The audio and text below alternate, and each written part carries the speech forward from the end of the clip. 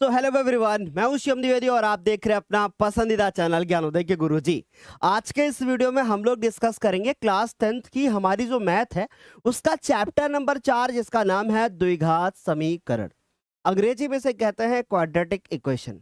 अब ये चैप्टर इतना इंपॉर्टेंट होता है क्योंकि इस चैप्टर के अंतर्गत जैसे हमारा थर्ड चैप्टर था ना, जिसमें आपने विलोपन विधि सीखी थी और मैंने आप लोगों से कहा था कि वो विलोपन विधि हर चैप्टर में आपके काम आएगी।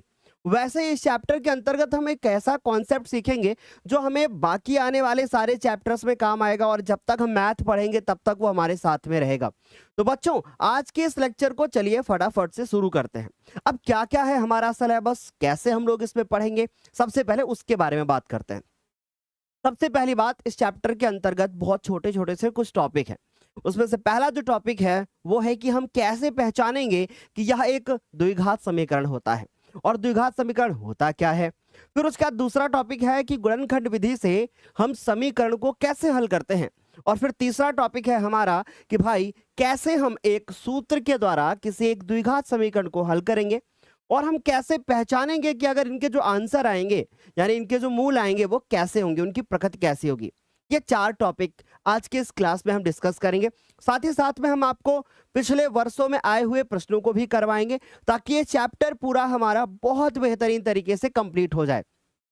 अब क्योंकि ये हमारी क्लास लाइव है, मैंने आपको जरा सा भी स्टार्टिंग में फील नहीं होने दिया कि हमारी क्लास लाइव है, तो पहले मैं आप देख लेता हूं कि हमारे साथ कितने सारे बच्चे आ गए हैं। एकमात्र सहारा ज्ञानोदय हमारा, वाह क्या बात है, क्या लाइन बोली है आपने। चलिए, बहुत बेहतर तरीके से हम लोग आज के इस लेक्चर में बहुत सारी चीजें डिस्कस करेंगे। तो सर, हमारे साथ में कितने बच्चे आ चुके हैं आज के इस सेशन में? वाह क्या बात है, देखते देखते संख्या कब हजारों में पहुंच जाती है। काफी अच्छा लगता है कि आप लोग इतनी भारी संख्या में हमारे साथ जुड़ जाते हैं। बहुत अच्छा। जिसने भी ये लाइन लिखी है ना कि एकमात्र सहारा ज्ञानोदय हमारा, तो सर उसका नाम बताना मुझे भी थोड़ी देर के बाद में। ठीक है, चलिए स्टार्ट करते हैं आज के इस लेक्चर को। चलो मैं आपको सबसे पहले दिखा देता हूं बहुत अच्छी तरीके से। यहाँ पे पहले कुछ कॉन्सेप्चुअल क्वेश्चन है, उसके बाद फिर कुछ इंपॉर्टेंट क्वेश्चन है। पहले मैं सारे टॉपिक को बेहतर तरीके से क्लियर करूंगा, फिर उसके बाद मैं क्वेश्चंस कराऊंगा जो स्टेटमेंट वाले आते हैं कि रोहन की माँ है ना, एक रेलगाड़ी। तो ऐसे क्वेश्चंस भी हम आज के सेशन में डिस्कस करेंगे। ओके, चलें आज के इस लेक्चर को चलिए शुरू करते हैं। बच्चों जरा ध्यान से देखो, हमारे पास सबसे पहला कॉन्सेप्ट कि भाई चैप्टर का नाम है द्विघात समीकरण। चलिए साथ साथ में हमारे आप लोग भी नोट करते रहना, ठीक है। चैप्टर का नाम है द्विघात और समीकरण। आपने एक चैप्टर पढ़ा होगा द्विघात बहुपद, है ना। आपने एक बहुपद चैप्टर पढ़ा है, उसके अंतर्गत द्विघात बहुपद पढ़ा है। तो वहां पे आपने कुछ चीजें देखी होंगी, जैसे हमने कहा कि द्विघात समीकरण समझने का प्रयास करना। हमने एक समीकरण लिखने की कोशिश करी, जैसे हमने लिखा कि एक्स स्क्वायर, फिर उसके बाद हमने लिखा 5x और प्लस हमने 3 लिखा। हमने आपसे पूछा कि बताओ ये क्या है। आप बताओ कि सर देखो बहुत सिंपल है, इसमें x की घात 2 है, इसमें x की घात 1 है, इसमें x की घात 0 है। यानी सर यहाँ पे हमें x की जो अधिकतम घात दिख रही है सर वो हमें 2 दिख रही है। मैंने कहा वेरी गुड, तो क्या ये एक द्विघात समीकरण होगा? नहीं भाई, अभी हम इसको द्विघात समीकरण नहीं बोल सकते, अभी हम इसको द्विघात बहुपद बोलेंगे। और जब हम इसमें बराबर लगा करके 0 या कोई संख्या लगा देंगे तो यह एक द्विघात समीकरण बन जाएगा। यानी सर समझ गए कि अगर हम किसी भी एक बहुपद में बराबर करके हम 0 लिख दें तो जो बन करके तैयार होता है उसे ही हम क्या बोलते हैं? उसे ही हम बोलते हैं द्विघात, उसे ही हम बोलते हैं समीकरण। ठीक है, उसे ही हम बोलते हैं समीकरण। अगर बच्चों ये बहुपद हमारा एक रैखिक बहुपद हुआ तो वो एक रैखिक समीकरण बनेगा, और अगर हमारा ये एक रैखिक बहुपद ना होकर के द्विघात बहुपद हुआ तो इसे हम लोग द्विघात समीकरण बोल देंगे। समझ में आ गई बात? यानी मुझे यहां तक बेहतर तरीके से समझ में आ गया कि x के ऊपर 2 घात होनी चाहिए, 5 के आगे जो नंबर लिखा होना चाहिए वो नंबर पॉजिटिव भी हो सकता है, धनात्मक भी हो सकता है, ऋणात्मक भी हो सकता है। यहां पर जो नंबर लिखा है वो भी कुछ भी हो सकता है, ठीक। पर एक बड़ा सवाल आता है पेपर में, और वो सवाल क्या आता है मैं सबसे पहले बताऊंगा। चलो देखो जरा ध्यान से, यदि मैं आपसे पूछूं कि मुझे ये बताओ कि यहाँ पे जो एक्स स्क्वायर के आगे नंबर लिखा है, यानी जो एक्स स्क्वायर का जो गुणांक लिखा हुआ है वो कितना है? यानी कॉफिशिएंट ऑफ एक्स स्क्वायर कितना है। आप बोलोगे सर देखो एक्स स्क्वायर के जो आगे जो नंबर लिखा है ना वो सर कुछ है ही नहीं। जब कुछ नहीं होता है तो गुरुदेव क्या होता है, जीरो या फिर एक। तो ये बात हमेशा अपने दिल और दिमाग में सेट कर लेना कि कभी भी एक्स स्क्वायर के आगे जीरो नहीं हो सकता। अगर जीरो हो गया तो ये वाला भाग खत्म हो जाएगा पूरा, समझ गए। यानी एक्स स्क्वायर का गुणांक मुझे यहाँ पे कितना दिख रहा है, मुझे यहाँ पे एक दिख रहा है। अगर मैं एक्स के गुणांक के बारे में बात करूं, एक्स के गुणांक के बारे में बात करूं तो मुझे 5 दिख रहा है। और ये जो वाला पद मुझे दिख रहा है यानी कि जो अचर पद दिख रहा है ये कितना दिख रहा है, ये मुझे यहाँ पे 3 दिख रहा है। ठीक, यानी सर हम समझ गए बहुत बेहतरीन तरीके से कि जो एक्स स्क्वायर का गुणांक है वो 1 है और ये गुणांक कभी भी, ये गुणांक जो है वो कभी भी शून्य नहीं हो सकता। यानी ये जो गुणांक है ये कभी भी क्या नहीं हो सकता, शून्य नहीं हो सकता। और यही सवाल बोर्ड एग्जाम में एक बार पूछा गया है 2024 में कि भैया क्या एक्स स्क्वायर के आगे का नंबर जीरो हो सकता है, नहीं हो सकता। चलिए मैं अब इसको करके देखता हूं कि आखिर क्या होगा। चलिए मैंने इसके आगे जीरो लगा दिया। अब इसके आगे अगर हम जीरो लगा देंगे तो आप सोचो ये तो जीरो हो जाएगा यानी इसका काम खत्म। ठीक, और ये बचा 5x + 3, क्योंकि एक्स स्क्वायर के आगे का जो गुणांक है अगर आपने उसको जीरो कर दिया तो हम बोलेंगे कि भैया यह तो एक रैखिक है ना, ये एक रैखिक हमें दिख रहा है ना। यानी ये द्विघात समीकरण था, अब ये रैखिक समीकरण बच गया। यहां तक हमारे बच्चों को सर बेहतर तरीके से क्लियर हो रही चीजें कि नहीं, अच्छे से समझ में आ रहा है सभी को, किसी को कोई डाउट तो नहीं हो रहा ना। वाह क्या बात है, बहुत बढ़िया लग रहा है। बस ऐसे ही पढ़ाई करते रहो हमारे साथ साथ में, हम लोग डिटेल में चीजों को डिस्कस करेंगे। ठीक है, चलो बेहतर आ गया। अब एक क्वेश्चन आता है हमारे पेपर में, एक क्वेश्चन आता है हमारे पेपर में, हमसे हमेशा पूछ लिया जाता है कि द्विघात समीकरण का जो मानक रूप होता है ना वो मानक रूप क्या होता है। ठीक, यानी हमसे इस द्विघात समीकरण का क्या पूछ लेते हैं, हमसे पूछ लेते हैं इसका मानक रूप। अब बच्चों के मन में एक सवाल आता है, अरे गुरुदेव इसका मानक रूप क्या होता है और मानक रूप का मतलब क्या होता है। जैसे हमने कहा कि ये हमारे पास एक द्विघात समीकरण लिखा हुआ है। ठीक, अब मैंने कहा ये द्विघात समीकरण एक शुद्ध द्विघात समीकरण है या फिर ये शुद्ध नहीं है, कैसे बताओगे आप। और मानक रूप का मतलब क्या है, यानी कि स्टैंडर्ड फॉर्म। जैसे मैंने आपसे कहा कि एक व्यक्ति लगभग कितने वर्ष की आयु जीता है, तो आप बोलोगे सर 65 से 70 वर्ष, 80 वर्ष, ऐसे ही बोलोगे। तो एक स्टैंडर्ड सेट कर दिया ना आपने, मेरी बात समझ में आ रही है। जैसे तो अब हम लोग इसके लिए क्या करेंगे, एक मानक रूप लिखेंगे। कैसे मानक रूप लिखेंगे, देखो हमने लिखा एक्स स्क्वायर, फिर हम लोगों ने लिखा एक्स, और फिर हम यहां कोई अचर पद लिखेंगे और बराबर में क्या लगा देंगे, जीरो लगा देंगे। यही तो करेंगे। अब एक्स स्क्वायर के आगे का जो नंबर है वो हमने लगा दिया ए, ठीक, और जो एक्स के आगे का नंबर है वो हमने लगा दिया बी, और जो ये अचर पद है वो क्या लगा दिया हमने, सी लगा दिया। यहां तक तो आराम से समझ में आ रही होगी बात। यानी अगर मैं सवाल आपसे पूछूं कि बताओ मुझे एक्स स्क्वायर के आगे का जो नंबर है वो कितना है, आप बोलोगे सर इधर ए दिख रहा है मुझे, जो एक्स के आगे का दिख रहा वो बी दिख रहा, और जो अचर पद दिख रहा वो सी दिख रहा। समझ गए। यानी हम इसमें लिख सकते हैं कि भैया जहां पे ये हमारे जो ए बी और जो सी है वो क्या है, उनको हम क्या बोलेंगे, है ना, वो सब क्या है हमारे, वो हमारे चर नहीं है बल्कि क्या है, अचर है। यानी ये कोई नंबर्स हैं, जैसे 1 हो सकता है, 2 हो सकता है, 3 हो सकता है, 4 हो सकता है। ऐसे समझ में आ गया बच्चों, क्लियर हो गई इतनी बात। चलो अब फिर दूसरी चीज आपको यह बतानी है कि भैया, तथा एक चीज और बतानी है कि ए का जो मान है वो कभी भी जीरो नहीं हो सकता। यानी ए का मान जीरो हो जाए मतलब बराबर का चिन्ह लगाओ, और ये बराबर को लगा करके ऐसे काट दो, इसका मतलब ए का मान कभी जीरो नहीं हो सकता। बात समझ में आ गई। अब ये कॉन्सेप्ट कहाँ काम आएगा, जब थोड़ा बड़े सवाल लगाओगे, जब आपसे एमसीक्यू पूछा जाएगा वहां पर काम आएगा। तो इस तरीके से हमारे बच्चों को ये डिटेल में चीजें समझ में आ गई होंगी कि भैया क्या होता है एक द्विघात समीकरण का मानक रूप। अगर आ गया है तुम्हें समझ में तो एक बार क्लास में जल्दी से आप लोग एक काम करिएगा, एक नहीं आज 2 काम कर दो। पहला काम ये कर देना कि भैया एक तरफ से फायर इमोजी आ जाए, और दूसरी चीज कि जिन्होंने वीडियो को लाइक नहीं किया है वो लोग फटाफट से वीडियो को लाइक कर दें। तो काम कर दो। यहां तक तो तुम लोगों को बेहतर तरीके से समझ में आ रही होगी बात।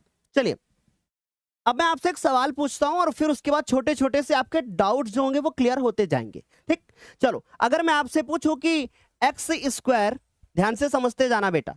मैंने आपसे एक सवाल पूछा, मैंने आपसे कहा कि एक्स स्क्वायर, उसके आगे मैं माइनस में नंबर लिख दूं और प्लस में 5x इज इक्वल टू 0 लिख दूं, ऐसे लिख दूं मैं। और मैं आपसे एक सवाल पूछ रहा हूं, मैं आपसे पूछ रहा हूं क्या ये द्विघात समीकरण है? जल्दी से हाँ और ना में जवाब दो। क्या यह द्विघात समीकरण है? आपका क्या जवाब होगा? अरे सर, यहां मुझे एक्स स्क्वायर का गुणांक -3 दिख रहा है, आपने कहा है कि 0 नहीं हो सकता, बाकी सब कुछ हो सकता है। आप कह रहे हो कि एक्स का गुणांक कुछ भी हो सकता है, ये तो 0 भी हो सकता है ना? और उसके बाद जो आपको यहां पे दिखाई दे रहा है कि भाई अचर पद तो है ही नहीं। अब अचर पद अगर नहीं होगा तो क्या यह द्विघात समीकरण है? यस और नो में जवाब दो। हाँ, जो बच्चे बोल रहे हैं कि हाँ ये द्विघात समीकरण है, तो हम लिख देंगे कि भैया यह एक द्विघात समीकरण है। आप सिंपल सा बोल दोगे। डाउट्स क्लियर हो रहे हैं कि नहीं? है ना? कि भैया अगर अचर पद नहीं भी होगा ना तो भी बोल दोगे कि यह द्विघात समीकरण है, इसमें कोई बहुत बड़ी दिक्कत नहीं है। समझ गए ना? यहां तक क्लियर हो गई बात। अच्छा सर, अब देखो जरा आगे, इसका जवाब देना मेरे को, ठीक है? इसका जवाब देना। मैं लिख दूं कि 4x square -7 is equal to 0। अब मैंने आपसे पूछा कि बताओ क्या यह द्विघात समीकरण है? एक नंबर का सवाल यही आता है, क्या यह द्विघात समीकरण है? आप क्या बोलोगे? अरे सर, इसमें तो x वाला ही नहीं है। अब जब अगर x वाला नहीं होगा तो फिर हम क्या करेंगे? जब आपका x वाला पद नहीं होगा यानी x का गुणांक 0 होगा, जो नहीं होगा उसका गुणांक क्या होगा? 0 होगा। तो आप यहां पे क्या लिखोगे? आप यहां लिखोगे कि भैया ये जो आप सर देख रहे हैं हम लोग, ये भी एक द्विघात समीकरण है। सर यह द्विघात समीकरण है, यह एक द्विघात समीकरण है। एक आप ये बात मेरे से बोलोगे। अच्छा, यहां तक तो क्लियर हो गई बात। अच्छा, तीसरी चीज सीखो। अब मान लीजिए मैंने लिख दिया कि भैया, यहां लिख दिया मैंने 5x -8 इज इक्वल टू 0। अब मैंने आपसे सवाल पूछा, मैंने कहा भाई बताओ ये द्विघात समीकरण है? आप बोल रहे नहीं सर, इसमें तो x की जो घात है ना, वो तो यहाँ पे अधिकतम मुझे 1 दिख रही, जबकि 2 होनी चाहिए। इसका मतलब सर ये वाला भी द्विघात समीकरण नहीं है। सर बेहतर चल रहा है सब, ये बराबर आंसर कर रहे हैं हमारे बच्चे। यानी कि यह द्विघात समीकरण क्या है? कि भैया यह द्विघात समीकरण नहीं है। क्लियर हो रही बात? यह एक द्विघात समीकरण नहीं है। अच्छा, अब एक बड़े बड़े कुछ सवाल यहां से बनते हैं। अब ध्यान से सुनना, जब आप क्वेश्चन करने जाओगे ना तो आपको बहुत प्रॉब्लम होगी, इसलिए पहले कॉन्सेप्ट्स अच्छे से कवर कर लो। ठीक, कॉन्सेप्ट्स अच्छे से कवर कर लो। चलो अब जरा मैं आपसे सवाल पूछता हूं, मैं आपसे इसमें एबीसी पूछता हूं और मुझे बताना कि एबीसी क्या है। ठीक, ध्यान से देखो, मैं यहां लिख देता हूं ए, यहां लिख देता हूं बी और यहां लिख देता हूं सी। ठीक, ए बी और सी। अब इन सवालों में मुझे एबीसी बताओ।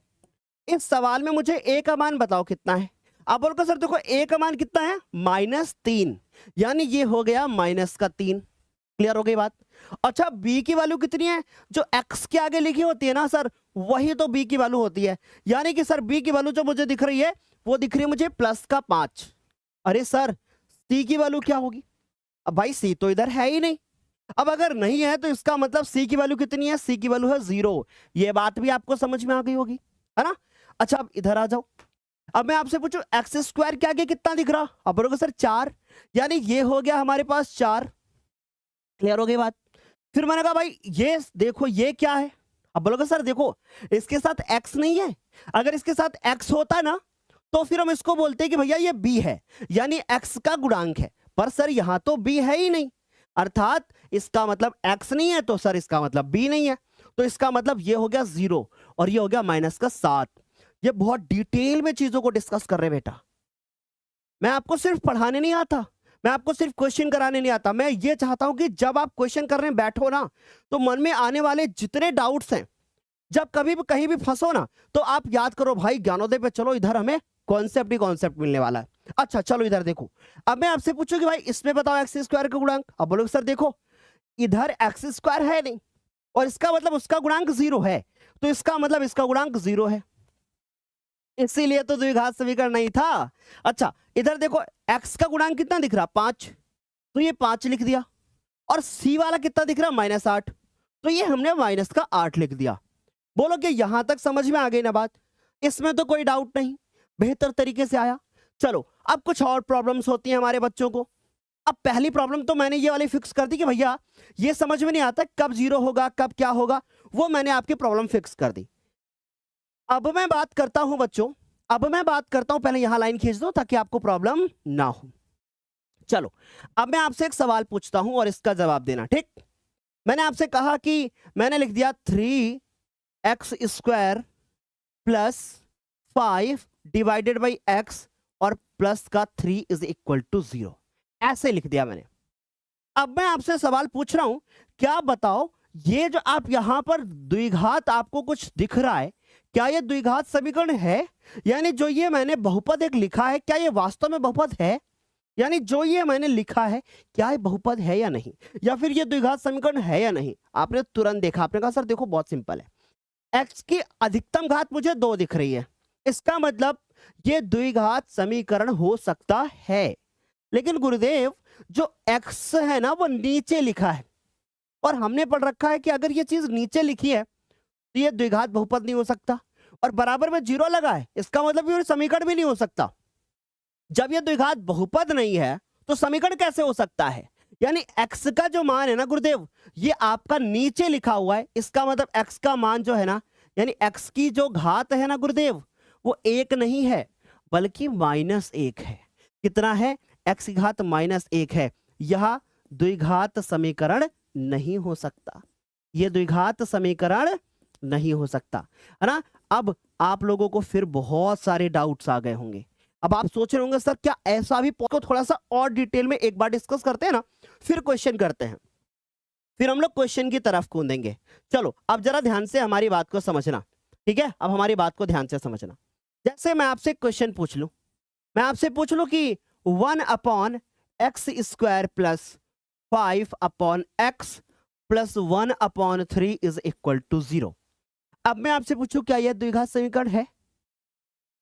क्या यह द्विघात समीकरण है? बोलो यहां तक सभी को क्लियर? तो जरा ध्यान से देखो बच्चों, अगर मैं यहां पर देखूं तो x² ना नीचे लिखा है, यानी x² जो नीचे लिखा है, तो मैं यहां पर बोलूंगा कि भैया देखो इसमें जो x की घात है ना, वो x की घात अगर हम निकालेंगे तो ये 2 नहीं है, जब इसको ऊपर लेकर के जाओगे ना तो ये -2 हो जाएगा, है ना। यहां पे जब x², यहां पर जब आप देखोगे x की घात, यहां पर आपको मैक्सिमम कितनी दिख रही है? 2 दिख रही है, जबकि ये द्विघात बहुपद हो जाना चाहिए था, पर चूंकि माइनस में है ना तो हम लोग लिख देंगे कि भैया यह जो है ना एक द्विघात समीकरण नहीं है ना, यह एक द्विघात समीकरण नहीं है। क्या ये बात सारे बच्चों को समझ में आ गई? अच्छे से क्लियर हो गई? चलो अब हो गई है तो इस चैप्टर को स्टार्ट करने से पहले कुछ फॉर्मूले हैं जो कि हमें बहुत अच्छी तरीके से कवर होने चाहिए, जो कि हमें बहुत अच्छी तरीके से याद होने चाहिए। एक बार फायर इमोजी हो जाए अगर तुम चाहते हो कि गुरुदेव इस चैप्टर में आने वाले जितने फॉर्मूले हैं ना एक बार लिखवा दो, बस एक बार लिखवा दो सर सारे फॉर्मूले, हमने बेसिक छोटी क्लासेस में पढ़ा है लेकिन हमें डिटेल में एक बार लिखवा दो गुरुदेव। बोलो लिखवा दिया जाए सभी को? अरे वाह क्या बात है भाई, आज तो फायर ही फायर देखने को मिल रही है, एकदम एकदम फायर ही फायर देखने को मिल रही है। चलो अब जरा ध्यान से देखो बच्चों, समझते हैं। पहला जो फॉर्मूला इस चैप्टर में हमें बार बार तड़पाएगा वो होगा a प्लस बी का होल स्क्वायर, है ना, जो कि होता है a² प्लस में होता है b² और प्लस में होता है 2a और b। क्या आपको क्लियर हो गया? यहां तक तो कोई डाउट नहीं ना? ये पहला फॉर्मूला हो गया, समझ गए। दूसरा फॉर्मूला देखो, दूसरा फॉर्मूला जो कि हमें इस चैप्टर में मिलेगा a माइनस बी का होल स्क्वायर, जो कि होता है a² plus b² minus 2ab। ये दूसरा फॉर्मूला मिलेगा इस चैप्टर के अंतर्गत। तीसरा फॉर्मूला जो हमें इस चैप्टर में मिलेगा वो होगा a² माइनस b², यानी हम एक बार हम a का स्क्वायर करेंगे, दूसरी बार हम b का स्क्वायर करेंगे, तो ये जो होता है फॉर्मूला वो होगा एक बार जोड़ेंगे और एक बार बच्चों हम लोग इसको घटा देंगे। यहां तक तो हमारे किसी बच्चे को सर कोई डाउट नहीं होगा। फिर उसके बाद चौथा जो आता है हमारे पास फॉर्मूला वो होता है a प्लस बी का होल क्यूब, यानी a प्लस बी का होल स्क्वायर है और यहां पर a प्लस बी का होल क्यूब है। इसको ऐसे पढ़ते हैं a प्लस बी की घात 3, समझ गए। चलो अब हम इसको कैसे लिखते हैं, एक बार a क्यूब, फिर उसके बाद आता है हमारे पास b क्यूब, यहां तक तो सिंपल है। फिर उसके बाद आता है हमारे पास प्लस 3ab और ब्रैकेट में a प्लस बी। यहां तक सिंपल, बहुत आसान है। फिर उसके बाद पांचवा फॉर्मूला जो इस चैप्टर के अंतर्गत हमको मिलेगा वो होगा हमारे पास a माइनस बी का होल क्यूब। बस आप एक फॉर्मूला याद रखो, ये वाला अपने आप याद होगा। कैसे? a cube minus B cube minus 3ab and bracket में a माइनस बी। ये फॉर्मूला हमें इस चैप्टर के अंतर्गत मिलेगा। दो फॉर्मूले और, छठा formula a cube plus B cube और सातवां formula a cube minus B cube. ये दो इतने फॉर्मूले में मुझे इस चैप्टर में तो मिलेंगे।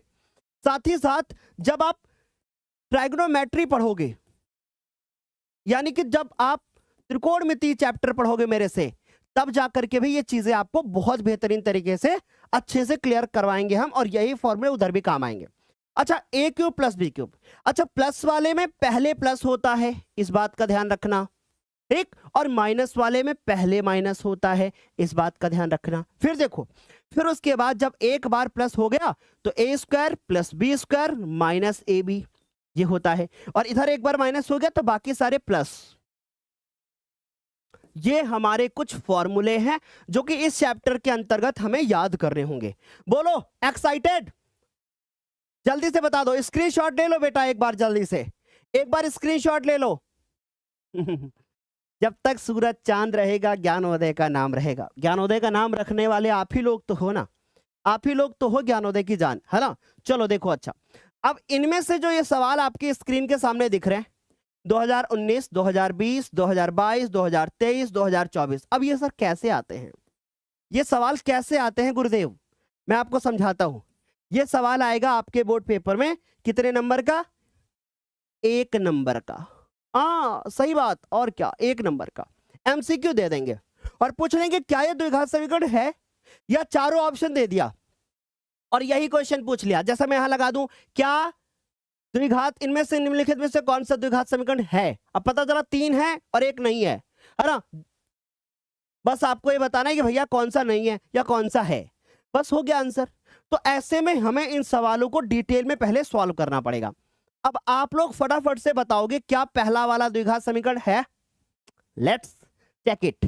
जरा ध्यान से देखो, पहला जो सवाल है वो है x प्लस 1 की पावर 2, समझ गए। फिर उसके बाद लिखा है हमारे पास 2 और फिर लिखा है x माइनस 3। चलिए बताइए, यस और नो में जवाब देंगे, एकदम फायर इमोजी होनी चाहिए। यस और नो में जवाब देंगे, क्या ये द्विघात समीकरण है या नहीं?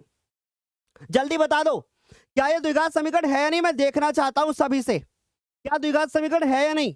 चलो भाई फटाफट से बताओ।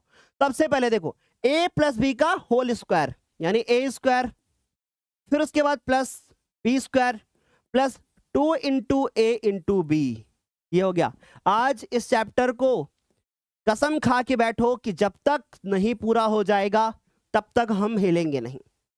और अगर इतने में आज आपने बेहतरीन तरीके से अपने आप को बिठा लिया, समझ लो तुम्हारा शरीर तो पहली बात तो आलसी है, मेरा भी आलसी है, आपका भी आलसी है, सबका वो चाहता है कि हमसे मेहनत ना करवाओ। लेकिन अगर तुमने आज इस चैप्टर को बैठ करके पूरा कर लिया, हिम्मत आ जाएगी तुम्हारे अंदर कि मैं तो बैठ के पढ़ सकता हूं। बस ये आ गया एक्स स्क्वायर, 1 का स्क्वायर 1 होता है, और इधर से आएगा हमारे पास 2x। इसको देखो, यहां पर भी आया 2x और ये माइनस का 6। अब जरा ध्यान से देखो, ये 2x इधर प्लस का है ना, और उधर कैसा है? प्लस का है। अब सोच करके देखो, जैसे मान लो तुम्हारे पास एक तराजू हो, समझना बच्चों, बात को समझने की कोशिश करना, ठीक है। तुम्हारे पास क्या है ना, एक तराजू है, लो भाई तुम्हारे पास एक तराजू है, ठीक। इस तराजू पे इस तरफ लिखा हुआ है x square plus 1 plus 2x, और इस तरफ लिखा हुआ है 2x माइनस 6, और ये तराजू ना बीच में बिल्कुल एकदम बराबर है। अब मैं एक काम करता हूं, मैं इधर से 2x हटा देता हूं जो कि प्लस का है ना, इधर से भी 2x हटा देता हूं जो कि प्लस का है। कोई फर्क पड़ा क्या? कोई फर्क नहीं पड़ा। तो यहां पे मैं ये सिर्फ समझाने की कोशिश कर रहा हूं कि भैया इधर से भी 2x हटा दो, इधर से भी हटा दो, और इधर भी प्लस का था इधर भी प्लस का था, कोई फर्क नहीं पड़ेगा। यानी अगले स्टेप में ये 2x से 2x खत्म। क्या बचेगा मेरे पास? क्या बचेगा मेरे पास? बचेगा एक्स स्क्वायर प्लस 1, और यहां पर बचा माइनस का 6। अब ये देखो, अगर हम ध्यान से देखें तो ये एक द्विघात समीकरण है कि नहीं? हमारे बच्चे क्या यस लिख रहे हैं? सारे बच्चे हाँ, यह एक द्विघात समीकरण है। क्यों है यह द्विघात समीकरण? क्योंकि इसमें एक्स स्क्वायर बच गया, अगर नहीं बचता तो नहीं होता। यहां तक सभी को क्लियर? हाँ, बहुत बढ़िया, ये एक द्विघात समीकरण है। चलिए बच्चों, अब दूसरे सवाल पे आते हैं। दूसरा सवाल क्या है? दूसरा सवाल बताओ, हो सकता है कि नहीं? सबसे पहले देखो एक्स स्क्वायर, फिर है माइनस का 2x, और यहां पर है माइनस का 2, और फिर है हमारे पास 3 माइनस एक्स बच्चों, है ना। अच्छा, इसको लिखेंगे तो क्या आएगा? एक्स स्क्वायर, फिर आ गया माइनस का 2x, इसको इससे मल्टीप्लाई करो, 2 3 जा 6, और माइनस माइनस प्लस, ये आ गया 2x। अब बताओ, ये 2x से 2x कटेगा? नहीं कटेगा। क्यों? क्योंकि इधर भी माइनस का है और इधर तो प्लस का है ना। अगर इधर भी माइनस का होता या इधर प्लस का होता तो कट जाता। चलो भाई, इसको इधर लाओ, एक्स स्क्वायर माइनस का 2x, इसको इस तरफ लाए माइनस का 2x, 6 को इस तरफ लाए प्लस हो गया, बराबर में इधर क्या बचा? 0, कुछ नहीं बचा उधर। ये आ गया x square. Minus minus plus होता है, लेकिन चिन्ह तो माइनस का लगाते हैं, प्लस का 6 बराबर 0। अब बताओ, क्या यह द्विघात समीकरण है? जल्दी बताना, क्या यह द्विघात समीकरण है? हाँ भाई, यह द्विघात समीकरण है ना, यह द्विघात समीकरण है। तो आई होप आपको बेहतर तरीके से समझ में आ रहा है कि कौन सा द्विघात समीकरण होगा, कौन सा नहीं होगा। आगे समझ में सभी को क्लियर? हाँ, बहुत बढ़िया। अब अगला सवाल देखो, सवाल नंबर 3। सवाल नंबर 3 क्या कह रहा है? सवाल नंबर 3, सवाल नंबर 3 कह रहा है कि भाई x माइनस 2, हमने लिखा x माइनस 2, फिर लिखा है हमारे पास x प्लस 1, हमने लिखा x प्लस 1, फिर उसके बाद है हमारे पास x माइनस 1, x माइनस 1, और फिर हमारे पास लिखा है x प्लस 3। यहां तक तो क्लियर हो गया। अच्छा देखो, इसको सॉल्व करना है मुझे। इसको जब इससे मल्टीप्लाई करेंगे तो आएगा एक्स स्क्वायर, इसको जब इससे मल्टीप्लाई करेंगे तो आएगा x, और इसको जब इससे मल्टीप्लाई करेंगे तो आएगा माइनस का 2x, और माइनस प्लस माइनस होता है, तो ये आ गया हमारे पास 2 1 जा 2। इसको देखो, इसको इससे मल्टीप्लाई करेंगे, हो गया, इसको इससे मल्टीप्लाई करेंगे, है ना, इसको इससे मल्टीप्लाई करेंगे और इसको इससे मल्टीप्लाई करेंगे। क्लियर हो गई इतनी बात? अब बताओ, इधर भी एक्स स्क्वायर है और इधर भी एक्स स्क्वायर है, दोनों तरफ एक्स स्क्वायर है, और जब दोनों तरफ एक्स स्क्वायर है तो एक्स स्क्वायर से एक्स स्क्वायर खत्म हो जाएगा। ठीक है, एक्स स्क्वायर से एक्स स्क्वायर खत्म हो जाएगा। अच्छा, अब आगे देखो, ये सवाल पूरा हो इसके बाद मैं आपको एक बहुत बड़ा सरप्राइज देने वाला हूं। अब ये आ गया हमारे पास, इसमें से बचेगा हमारे पास माइनस का x, और ये बचेगा माइनस का 2। समझ में आ रही बात? क्योंकि 2x में से एक x चला गया, इधर से बचा हमारे पास 2x, और इधर से बचा हमारे पास माइनस का 3। अब बताओ, क्या ये द्विघात समीकरण है? इधर कह रहा भाई x की स्क्वायर पे है, x के ऊपर स्क्वायर है ही नहीं, यानी ये द्विघात समीकरण नहीं है। हम बोलेंगे क्या कि यह द्विघात समीकरण नहीं है। अगर यह द्विघात समीकरण कब होता? यह द्विघात समीकरण कब होता? जब एक्स स्क्वायर होता तब। यहां तक सभी को समझ में आ गया? बहुत बढ़िया, बहुत अच्छा लग रहा है, बहुत अच्छा, बहुत बढ़िया। कह रहे हैं कि 2 रुपए का चिंगम शिवम सर सिंघम। सर ये कुछ लाइन आई है, 2 रुपए का चिंगम शिवम सर सिंघम। मैंने ज्ञानोदय से के गुरुजी से अक्टूबर से जुड़ करके पढ़ाई की थी और मेरा 88% अंक आया है। मेरे स्कूल में पहला रैंक है हमारा, और मैं अपने भाइयों से निवेदन करता हूं कि आप ज्ञानोदय को फॉलो करें। इनका नाम है शिखर यादव। वाह, थैंक यू सो मच शिखर, और आपको बहुत बहुत बधाई कि आप आए और अपने जो छोटे भाई बहन हैं उनको गाइड करने के लिए। थैंक यू शिखर। चलिए, बहुत बढ़िया, यहां तक सभी को क्लियर? अब आ गया हमारे पास चौथा। अब चौथा वाला इसी तरीके का रहेगा, तो इसका जवाब आपको होमवर्क करके बताना है, कमेंट करके। अब आ जाओ, हमारे पास कुछ और चीजें हैं, जैसे कि सबसे पहले बात करते हैं गुणनखंड विधि से कैसे हम द्विघात समीकरण को सॉल्व करते हैं। जब हमारे पास ऐसे सवाल आते हैं ना, ऐसे वाले, तो इनको हम कैसे करते हैं। ठीक, ऐसे सवाल आते हैं, ऐसे सवाल आते हैं, तो हम कैसे करते हैं इनको। चलिए, द्विघात समीकरण से द्विघात समीकरण को गुणनखंड विधि से कैसे सॉल्व करते हैं, चलो देखो जरा ध्यान से। हमारे पास जैसे मान लीजिए कि ये क्या है एक्स स्क्वायर, फिर क्या आ गया बी एक्स, फिर आ गया प्लस में सी बराबर में 0। इसी का एक उदाहरण लेते हैं। सबसे पहले हमने लिया एक्स स्क्वायर, ठीक, फिर मैंने लिया यहां पर 5x और फिर हमने लिया प्लस का 6 बराबर में क्या लिया 0। एग्जाम्पल लेकर के सारी चीजें आपको समझाएंगे। जो पहला स्टेप होता है, ध्यान से सुनते जाना, जो पहला स्टेप होता है वो पहला स्टेप यह होता है कि भाई देखो, ये जानना बहुत जरूरी है बच्चों, क्योंकि आप अभी आप छोटा सा एग्जाम देने जा रहे हो, लेकिन जब आप कोई बड़ा एग्जाम देने जाओगे, मान लीजिए कि आप एक टीचर बनने जा रहे हो, या फॉर एग्जांपल आप यूपीएससी का एग्जाम देने जा रहे हो और आपसे वहां पे कुछ बेसिक्स पूछ ली गई, तो फिर इंटरव्यू में तुम क्या करके आओगे? समझ में आ रही बात? इसलिए पहले बेसिक्स पे थोड़ा सा जोर डालो, मजबूत करो अपने आप को। स्टेप नंबर 1, स्टेप नंबर 1 कहता है कि पहला काम होगा, जैसे कह रहे गुणनखंड विधि से, पहला काम होगा कि जो बी है, ये जो बी है इसको 2 भागों में तोड़ दो। यानी पहला काम होगा कि भैया बी को आप 2 भागों में तोड़ो, 2 भागों में तोड़ दो, है ना। यानी पहला काम आपका होगा कि बी को 2 भागों में क्या करना है, तोड़ना है। अब कैसे तोड़ना है इसको, इसके लिए भी कुछ नियम होंगे। इस प्रकार से तोड़ना है कि ये चिन्ह देखा आपने कि जोड़ने पर तो आपका ये आना चाहिए, लेकिन गुणा करने पे आपका ये आना चाहिए, AC आना चाहिए। जैसे एग्जांपल आपको बताते हैं यहाँ पे, जैसे हमने कहा कि भाई 6 लिखा है ना, तो 6 को तुम किससे गुणा करोगे, इसके आगे 1 लिखा है, तो जब तुम 6 को 1 से गुणा करोगे तो तुम्हारे पास क्या मिलेगा 6। लेकिन उस 6 के ऐसे खंड करोगे कि जोड़ो तो 5 आ जाए, जोड़ो तो 5 आ जाए। आपने क्या किया, आपने लिखा कि भैया 6 और आपने इसके गुणनखंड कर दिया, पहले 2 से किया, फिर 3, फिर उसके बाद 3 एकम 3। यानी आपने देखा कि जब आप 2 में 3 को जोड़ोगे तब तो आपके पास 5 आ रहा है, लेकिन जब आप 2 में 3 को गुणा कर रहे हो तो आपके पास 6 आ रहा है। ये बात आपको बेहतर तरीके से समझ में आ गई? एक बार फटाफट से बता दो, क्लियर हो गई यहां तक इतनी बात? मुझे तो नहीं लगता कि यहां तक किसी को कोई दिक्कत होगी। अब उसके बाद आगे देखो क्या लिखा है। जैसे हमने यहां पे देखा कि भैया एक्स स्क्वायर आ गया, फिर ठीक, फिर उसके बाद ये आ गया हमारे पास एक्स। अब मैंने ब्रैकेट में क्या लिखा, 2 + 3 और प्लस में क्या हो गया 6 = 0। यहां तक आराम से समझ में आ गई इतनी बात? कृष्णा भैया मैं क्लास में हूं, कृपया वीडियो कॉल म्यूट रखें, ठीक है? तो यहां तक सभी को समझ में आ गया? चलो भाई, यहाँ पे कृष्णा को हम पढ़ाना स्टार्ट करते हैं। क्यों कृष्णा, बाय। चलो देखो जरा, यहां तक तो क्लियर हो गया।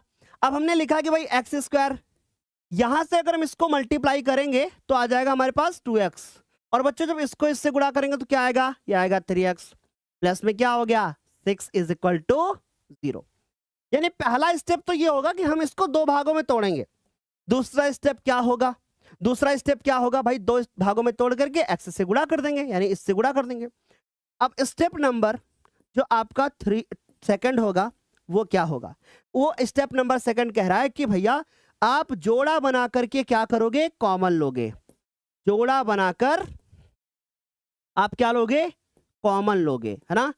जोड़ा बनाकर क्या करना है आपको, कॉमन लेना है ना। यानी जोड़ा बनाना है और उसके बाद फिर क्या करना है, कॉमन लेना है। कैसे कॉमन लेना है, देखो इन दोनों में पहले कॉमन लेना है और फिर आपको इन दोनों में, अभी आपको लग रहा होगा अरे सर इतना आसान सवाल है, लेकिन जब आसान सवाल में समझोगे ना तब तुम बड़ा सवाल कर पाओगे। पहले तुम आसान सवाल में अपनी जो सिस्टम है, जो आपका ये मेथड है ना, उसको समझ लो, फिर तुम बड़ा सवाल कर पाओगे, तब तो अंडर रूट वाला हो पाएगा, तब तो तुम्हें समझ में आएगा कि भाई ऐसा क्यों कर रहे हैं। ठीक, तो हमने इन दोनों में कॉमन लिया तो क्या कॉमन मिला, x। अंदर से हो जाएगा हमारे पास x + 2। अब इन दोनों में क्या कॉमन है, इन दोनों में कॉमन है हमारे पास 3। सर इधर x कॉमन नहीं है क्या, भाई इसमें x नहीं है ना बच्चे, इसलिए कॉमन नहीं है। अब 3 कॉमन ले लिया तो यहां से बचा x। अब कुछ बच्चे बोलते हैं सर देखो 6 में से हमने 3 निकाल लिया तो 3 बचेगा। नहीं भाई, 3 निकाला तो 3 का पहाड़ा पढ़िए कि 6 से ज्यादा ना हो, इसका मतलब 2 बार में जाएगा, तो ये आ गया हमारे पास बराबर में क्या हो गया 0। अब ये देखो यहां पर बच्चे रट के बैठे होते हैं, उनको लगता है अरे सिंपल है ना, x + 2 2 बार लिखा है, 1 बार लिख दो काम हो गया। वो तो रटना हो गया ना, सवाल तो हो जाएगा। कॉन्सेप्ट क्या कहता है, कॉन्सेप्ट कहता है, ध्यान से सुनो, कॉन्सेप्ट कहता है कि यहां पे तुम्हारे पास एक पद है और यहां पर तुम्हारे पास एक पद है, कितने पद हो गए? 2 पद हो गए। अब इन 2 पदों में ये वाला चीज कॉमन लिखा है ना? देखो ये और ये एक ही चीजें लिखी है, इनको बाहर निकालो। जब इनको बाहर निकालोगे तो तुम्हारे पास क्या आएगा? x प्लस 2 निकाल लो। अब यहां से तुम्हारे पास x बचेगा और ये प्लस का 3 बचेगा। सच बताना, ऐसे तुम्हें डिटेल में पढ़ाया गया कि नहीं? अगर ऐसे पढ़ाया गया तब तो बढ़िया है, नहीं पढ़ाया गया तो भाई तुम्हें अब रोज शाम को 7 बजे इधर आकर के पढ़ना है।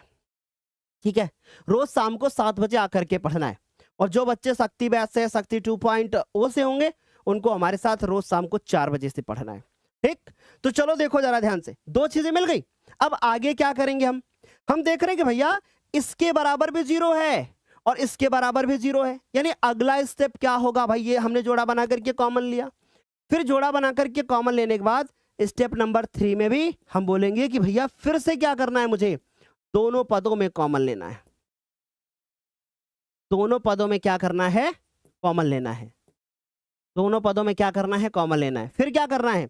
स्टेप नंबर 4 में, स्टेप नंबर 4 में क्या करना है? स्टेप नंबर 4 में करना है कि भैया दोनों जो आपके कोष्ठक बने हुए हैं, दोनों कोष्ठक के बराबर में क्या लिख देना है? बराबर में 0 लिखना है भैया। उसके बाद आपको हल कर लेना है। ठीक, और उसके बाद आपको क्या करना है? हल करना है। चलो अब देखो जरा ध्यान से, अगर मैं देखूं तो मेरे इस ब्रैकेट के बराबर भी 0 है, यानी x प्लस 2 के बराबर भी 0 है और x प्लस 3 के बराबर भी 0 है ना? तो यहां से हमारे पास x का मान कितना आएगा? -2, क्योंकि जब मैं उसको उस तरफ ले जाऊंगा। और यहां पर अगर मैं 3 को उस तरफ ले जाऊंगा तो कितना आएगा? -3 आएगा। इतना डिटेल में बताओगे गुरुदेव? और क्या, तभी तो मजा आएगा। अब तुम इस सवाल को देखो, तुमने x के 2 मान निकाले। तुमने क्या निकाला? x के 2 मान निकाले। ये जो x के 2 मान निकाले ना, इन्हीं x के दोनों मानों को हम एक शब्द से पुकारते हैं और वो शब्द कहलाता है मूल। क्या कहलाता है? मूल। ये मूल एक्चुअली वो शून्यक ही था। मूल एक्चुअली वो शून्यक ही था जो तुमने सेकंड चैप्टर में पढ़ा। तो मूल समझ गए? अंग्रेजी भाषा में इसको कहा जाता है रूट्स, यानी कि ये इसके मूल निकाले गए हैं। अब आगे सुनिएगा, अभी सवाल नहीं खत्म हुआ, आंसर निकला है, पर कैसे तुम जानोगे कि जो मेरा आंसर निकला है वो करेक्ट है? कैसे जानोगे? उसकी प्रोसेस समझो। तुम्हारे पास क्या आया है समीकरण? तुम्हारे पास क्या आया है समीकरण? जो तुम्हारा समीकरण है, बच्चों ध्यान से सुनना ताकि किसी भी चीज को आज के बाद रटना ना पड़े तुम्हें। तुम एक बार कॉन्सेप्ट पढ़ो, तुम्हें दोबारा कभी टेंशन ही ना लेनी पड़े। अब आपने देखा ना कि तुम्हारा जो समीकरण है वो क्या है? X square. क्या है समीकरण? एक्स स्क्वायर प्लस में 5x प्लस में 6 बराबर में 0। अब आप एक काम करो बेटा, आप इस x बराबर -2 को ना इसमें रखो और चेक करो तुम्हारा क्या आएगा आंसर। तो चलो x बराबर -2 है, मैंने लिखा -2 और फिर उसके बाद 5 इंटू फिर से हो गया हमारे पास -2 और प्लस में बच्चों कितना? 6, यानी बराबर में 0 हो जाएगा। ठीक, अच्छा देखो यहां पे कितना आ रहा है? यहां पे कितना आ रहा है? -4 या +4? अब सुनो, जब माइनस की संख्या को तुम स्क्वायर करते हो ना, तो फिर क्या कर रहे हैं हम? प्लस होता है हमारे पास। फिर उसके बाद 5 दूना कितना हो जाएगा? 10 और फिर ये प्लस का 6 बराबर 0 है ना? अब देखो, अगर 4 में 10 जाएंगे तो ना -6, यहां पर आ गया प्लस का 6 बराबर 0, यहां से आया 0, यहां से भी आया 0। इतना ज्यादा डिटेल में चीजों को सीखना जरूरी है। अगर 0 आ गया तो बोलोगे हाँ भाई या इसका एक मूल है। ठीक, और इसी तरीके से 3 रखने पर भी 0 आएगा, तो वो आप स्वयं कर लेना। चलिए अब सवाल आगे करें जाए भाई, क्या अब सवाल आगे करें? एक बार बता दो। चलिए आते हैं, सवाल करते हैं अब हम लोग यहां से शुरू। अब ये सवालों का हमारे बच्चे जवाब देंगे सर, और सर आशुतोष सर आप हमें बताना कि कौन सा बच्चा बेहतरीन तरीके से आंसर कर रहा है। ठीक है, चलो भाई अब हमारे पास क्या लिखा है? हमारे पास लिखा है कि गुणनखंड विधि से निम्नलिखित में से इनके आप मूल ज्ञात करो। तो आपको मूल बता दिया ना मैंने कि क्या होता है, मूल समझ गए ना, यानी इनके आप x के मान ज्ञात करो। पहला जो सवाल हमको दे रखा है वो हमको दे रखा है x², फिर दे रखा है -3x और -10 बराबर में कितना? 0, ये दे रखा है। ध्यान से देखना। अब 10 एकम 10, यानी पहले तुम इसको गुणा करोगे, आंसर कितना आएगा 10। अब इसे 10 के ऐसे खंड कर लो ना कि घटाने पे 3 आ जाए, तो भैया 2 से काटा पहले ना, फिर उसके बाद 5 से, फिर 1 आया। यानी तुम समझ गए कि अगर हम 2 में से 5 को गुणा करेंगे तो 10 आ रहा है, और जब हम 5 में से 2 घटा रहे हैं तो 3 आ रहा है। ठीक, तो हम यहां लिख सकते हैं कि एक्स स्क्वायर, फिर माइनस का एक्स, फिर हम लोग लिखेंगे ना कि 5 में से 2 घटा दो, फिर माइनस का 2 बराबर 0। क्लियर हो गई बात। अब देखो ये आ गया हमारे पास एक्स स्क्वायर, यहां से इसको मल्टीप्लाई करेंगे कितना आएगा 5x आएगा, और माइनस माइनस हो जाएगा प्लस, और उसके बाद 2x आएगा। कितना आएगा 2x आएगा, आ गया। और फिर उसके बाद ये माइनस का 2 इधर लिखा हुआ रहेगा, बराबर में कितना हो गया 0। यहां तक तो सारे बच्चों को समझ में आ गया। अब इन दोनों में लेते हैं कॉमन, आ गया x कॉमन, फिर आएगा x माइनस 5, इन दोनों में कॉमन क्या है प्लस का 2, अंदर हो जाएगा x माइनस, मैंने कुछ मिस्टेक तो नहीं कर दी, हाँ मिस्टेक कर दी, जहां 2 लिखा ना वह 10 होना चाहिए, है ना। चलो कैसे पता गुरुदेव कि आपने मिस्टेक कर दी है, आपको कैसे पता कि आपने मिस्टेक कर दी है भाई, चलो मैं बताता हूं। दोनों ब्रैकेट सेम नहीं बन रहे थे, इसलिए मुझे पता चला कि ओह कुछ मिस्टेक हो गया है, तो मैंने 2 निकाला ना, तो अंदर कितना बचेगा 5, बराबर में कितना हो गया 0। यानी गलतियां ही इंसान को सिखाती हैं, और आपने एक छोटी सी मिस्टेक करी, फिर उस मिस्टेक से हम सीख गए कि अच्छा भाई गुरुदेव ने ये वाला कॉन्सेप्ट बता दिया कि अगर दोनों ब्रैकेट सेम नहीं बनेंगे तो इसका मतलब गलती हो गई। चलो x माइनस 5 कितनी बार है 2 बार। अब आपका बचा x प्लस 2, यहां से आ गया हमारे पास x प्लस 2 बराबर में कितना हो गया 0 हो गया। यहां तक क्लियर। अब हम लोग लिखेंगे ना एक बार x माइनस 5 बराबर 0, और बीच में या लगाएंगे हम लोग, जैसे अभी हम लोगों ने इधर किया था, है ना, बीच में या लगाएंगे, और नहीं लिखना, या लिखना, ठीक है। और x प्लस 2 बराबर 0, यहां से x के 2 मान आएंगे, एक आएगा माइनस कर दो, और एक आएगा हमारे पास x बराबर 5। क्या हमारे बच्चों को सर यहां तक क्लियर है? क्या हमारे बच्चे -2 और 5 कर रहे हैं? क्या हमारे बच्चे -2 और 5 कर रहे हैं? बहुत बढ़िया, वेरी गुड। -2 और 5 करने वाले बहुत सारे बच्चे हमारे पास। अभिषेक, कृष्णा, अंकित, ओम प्रकाश, कान्हा, अंश, धीरज, प्रदीप जी सर, हर्ष, वेरी गुड, बहुत अच्छा। यहां तक तो सभी को समझ में आ रही होंगी चीजें। यहां तक तो मुझे नहीं लगता कि किसी बच्चे ने भी कोई प्रॉब्लम किसी को हुई होगी, है ना, आराम से चीजें समझ में आ रही होंगी। अब आते हैं हम लोग दूसरे सवाल पे। अब दूसरा सवाल देखो क्या है। दूसरा सवाल है हमारे पास, दूसरा जो सवाल वो है 2x स्क्वायर, फिर उसके बाद है प्लस का x और माइनस का 6 इज इक्वल टू 0। अब यहां पर एक छोटी सी समस्या। क्यों सर इसमें समस्या क्या? कि भैया x का गुणांक कितना है, वो है 1, और तुम्हें यहां पे ध्यान देना है कि जब तुम 2 और 6 को गुणा करते हो तो कितना आना चाहिए भैया 12 आना चाहिए, और 12 के ऐसे खंड करना है कि घटाने पे 1 आना चाहिए। समझ गए? आंसर बताइए क्या होगा। तो चलिए हमने 12 लिखा, हमने क्या लिखा, हमने लिखा 12, और 12 को हमने सबसे पहले 2 से काटा, तो आ जाएगा हमारे पास 2 छाक 12, फिर 2 से काटा हम लोगों ने, ये आया 3, और 3 को 3 से। अब देखो 1 लाना है ना, अगर हम 3 दूना 6 करेंगे और फिर 6 में 2 घटाएंगे तो नहीं आ पाएगा। लेकिन अगर हम ऐसा कर देते हैं, ऐसा हम कर देते हैं कि हम अगर ध्यान से देखें तो हम ऐसा कर दें, 2 दूनी 4, और 4 में से 3 घटा दो तो मुझे 1 मिलेगा, और मुझे 1 ही तो लाना है।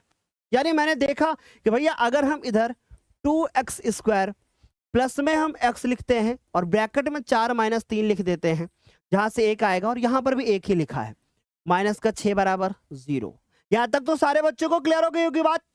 अब देखो ये आ गया 2x स्क्वायर, फिर उसके बाद आ गया हमारे पास 4x, और फिर उसके बाद आ गया हमारे पास माइनस का 3x, और माइनस का 6 बराबर 0 हो गया। ठीक, इन दोनों में अगर हम कॉमन लेना तो हमारे पास 2 कॉमन है और x कॉमन है।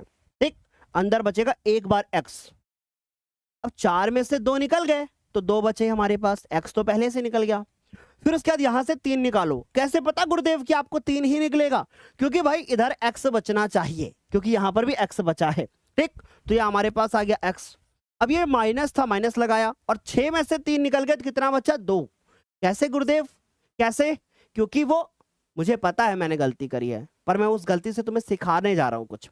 तो मैंने क्या किया, 3 3 दूना 6, 2 2 क्या 2 होगा, यस 2 होगा। 6 में से 3 निकालेंगे 2 बचेगा, क्योंकि 3 दूना 6 होता है, तो 2 आ गया। अब देखिए गलती कहां पर हुई, गलती यहां पर हुई कि जब कभी भी हम माइनस लेंगे कॉमन ना, तो अंदर वाले का चिन्ह जरूर बदलेंगे, तो नहीं तो क्या हो जाएगा, गलत हो जाएगा। सर क्यों बदलेंगे, क्योंकि अब देखो माइनस और प्लस माइनस होता है, और 3 दूना 6 यानी -6, और ये देखो -6 लिखा है, इसलिए हम ऐसा करेंगे, ठीक। अच्छा x+2 ना 2 बार है, तो भैया एक बार इसको हम बाहर निकाल लेते हैं, और यहां पर आ गया हमारे पास 2x - 3, 2 ब्रैकेट बनते हैं हमारे पर, एक बनता है x+2 = 0, और दूसरा बनता है हमारे पास 2x - 3 = 0, ठीक। यहां से हमने देखा कि 2 उधर जाएगा तो माइनस का हो जाएगा, यानी x बराबर -2, और यहां पर अगर हम देखें ध्यान से तो 2x - 3 है, 3 को उस तरफ ले जाएंगे, प्लस का हो गया। x और 2 के बीच में लड़ाई झगड़ा हो रहा था, यानी गुणे का चिन्ह था, और जब किसी के घर में लड़ाई झगड़ा होता है, जैसे मान लीजिए तुम्हारे घर में 2 भाई हैं, एक का नाम 2 है दूसरे का x, और दोनों में लड़ाई झगड़ा यानी गुणा हो रहा है, तुम्हारा बड़ा भाई बोले गए निकल जा, भाग जा तू घर से, यानी गुणा होगा तो नीचे आएगा, भाग हो जाएगा, यानी कि ये आ गया हमारे पास 3/2, यानी ये हो गया x का एक दूसरा मान। क्या हमारे बच्चों को यहां तक सारे बच्चों को क्लियर है सर, क्या हमारे बच्चे यही आंसर कर रहे हैं, -2 और 3/2, हाँ -2 और 3/2, यहां तक सभी को क्लियर। ये भाई कौन सा एक बच्चा है जो रो रहा है भाई, हाँ कौन सा ऐसा बच्चा है जो रो रहा है भाई, तो क्यों रो रहे हो भाई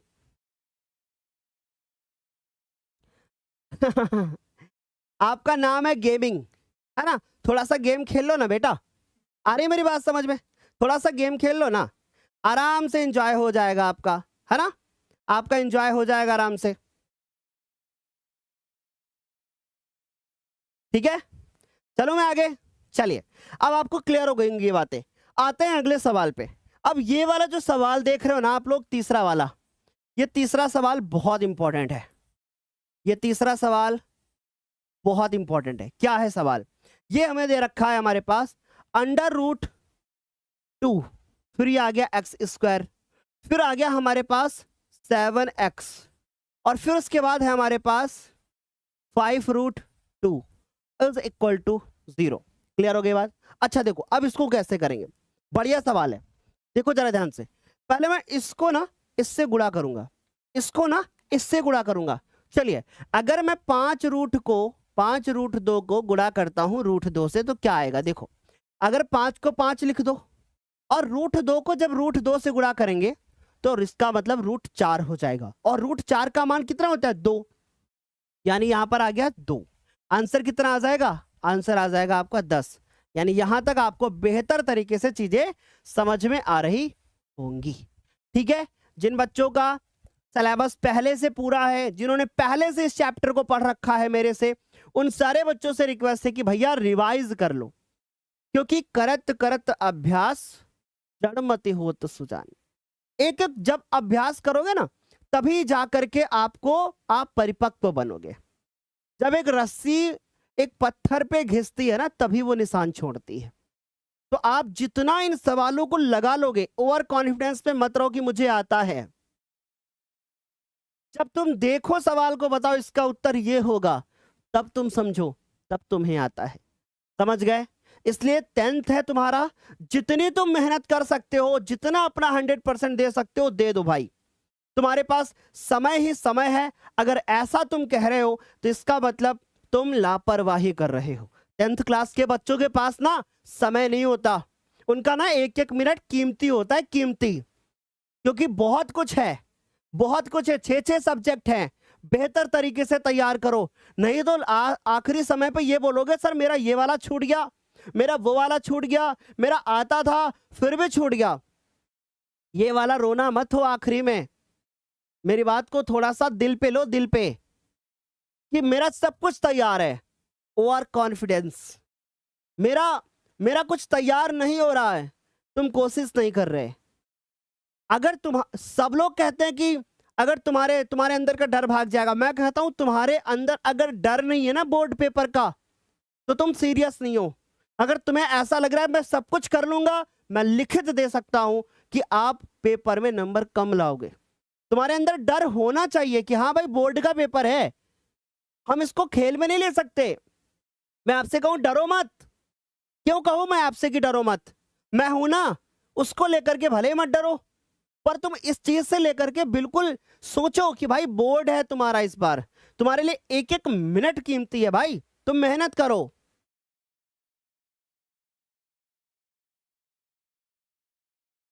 आ रही मेरी बात समझ में? अच्छे से क्लियर हो गया?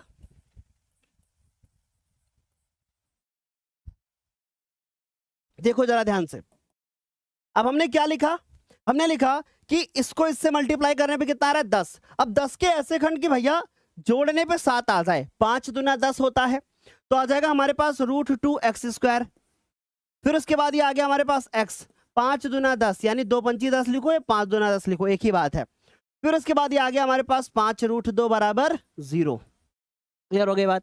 अच्छा, यहां से हम देखें ना तो आ गया √2x²। क्लियर हो गया?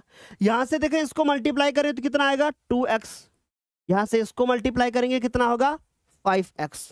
और उसके बाद ये आ गया तुम्हारे पास 5√2x, 5√2। चलो अब जरा ध्यान से देखो, अब ध्यान से देखो ना, तो इसमें तुम्हें कॉमन मिलेगा, इन दो चीजों में तुम्हें कॉमन मिलेगा। यहां पर तुम्हें कॉमन मिलेगा इन दोनों में, और इन दोनों में कॉमन मिलेगा। अब ध्यान से देखो, इस 2 में ना 2 बार √2 छुपा हुआ है, इस 2 में ना 2 बार √2 छुपा हुआ है, क्योंकि √2 को √2 से मल्टीप्लाई करते हैं तो 2 आता है। यहां से अगर तुम एक बार √2 निकाल लोगे तो चलो भाई, ये एक बार √2 यहां से निकाला, यहां से x भी निकाला, यहां से एक बार हमारे पास x बचा। क्लियर हो गई? ये बात तो तुम्हें समझ में आ गई कि √2 निकाला, x निकाला, एक बार x बचा।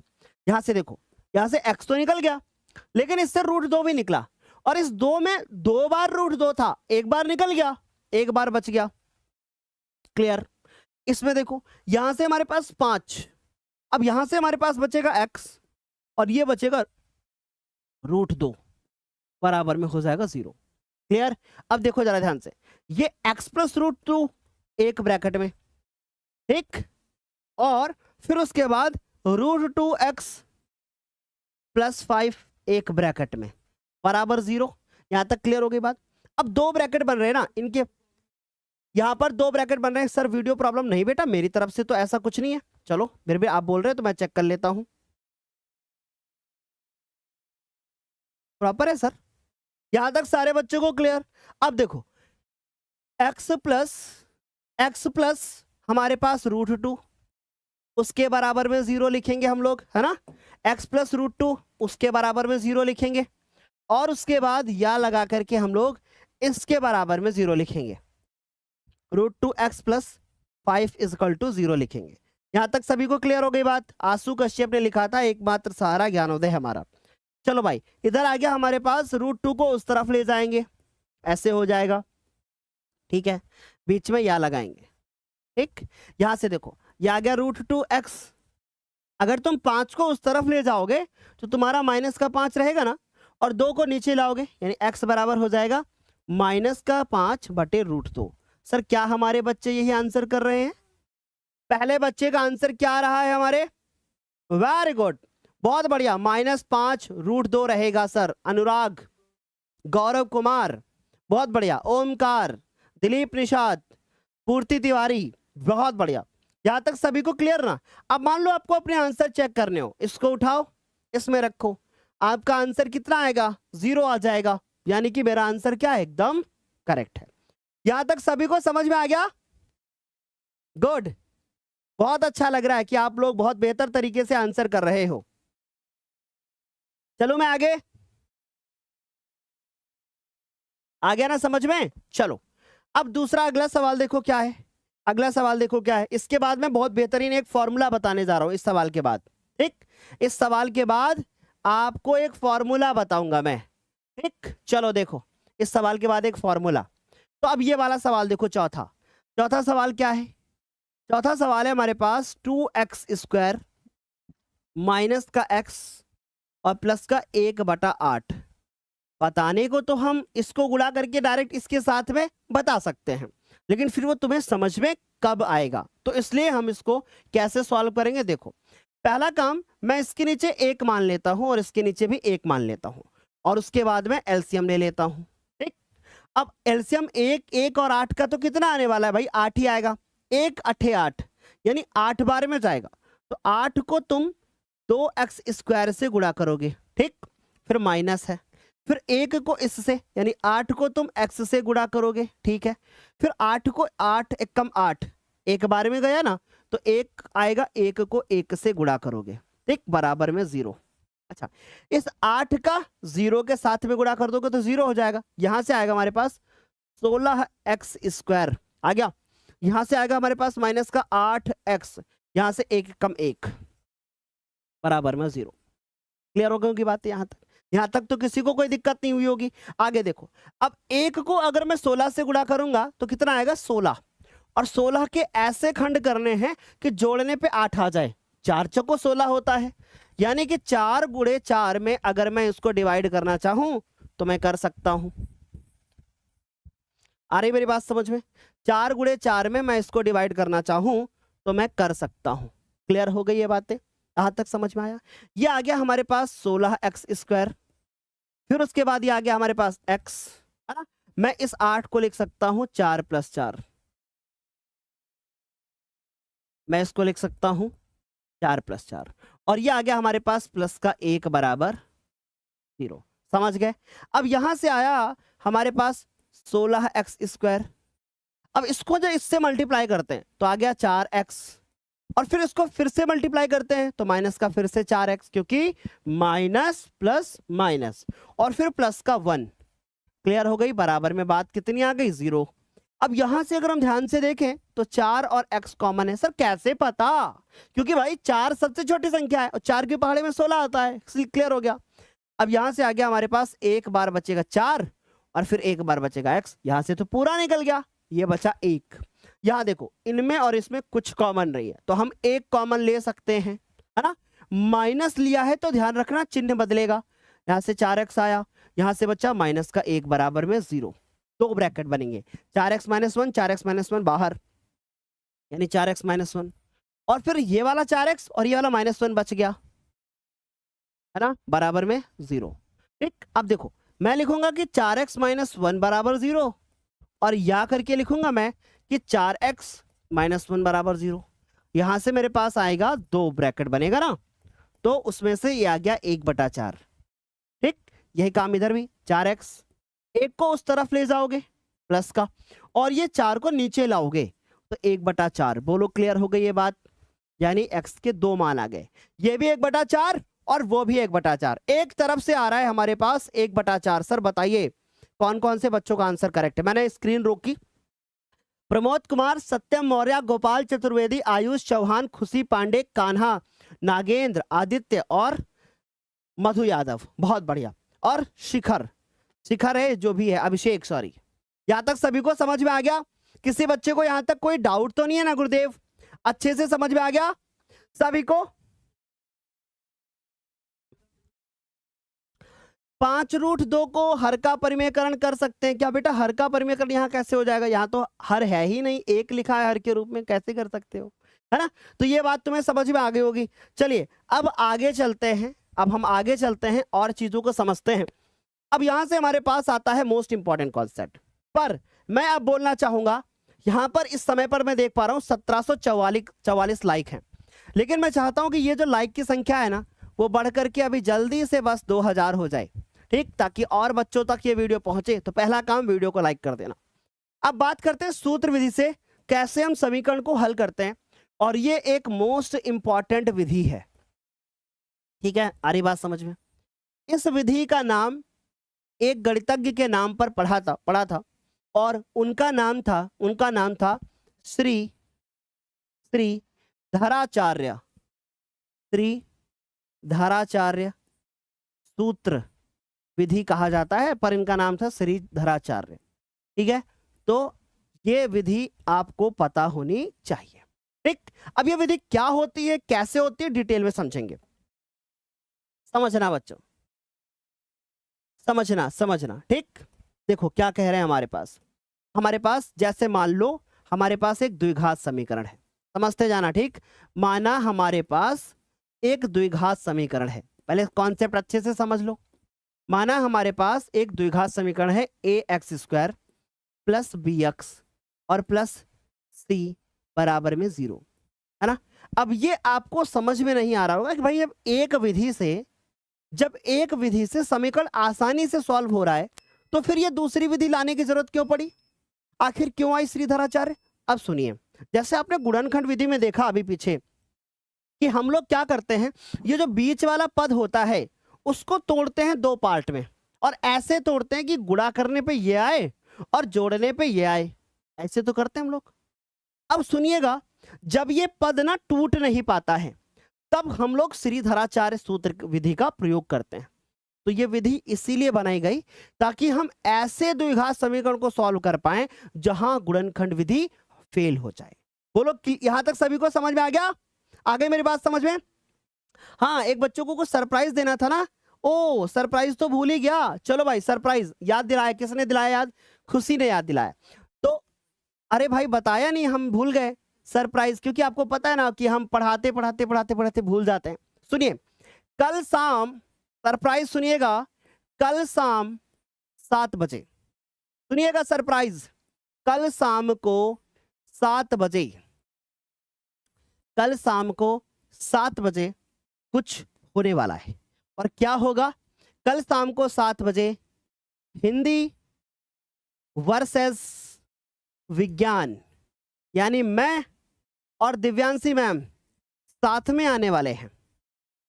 रियली कल मैं और दिव्यांशी मैम साथ में आने वाले हैं, या आप लोग बोलो साथ में आ जाऊं या फिर मैं स्पेशल हिंदी की क्लास करा दूं, है ना। ये आप लोग कमेंट करके बताना, आप लोग जो चीजें बताओगे कि मैं और मैम साथ में आ जाऊं या फिर स्पेशल करा दो, ठीक है।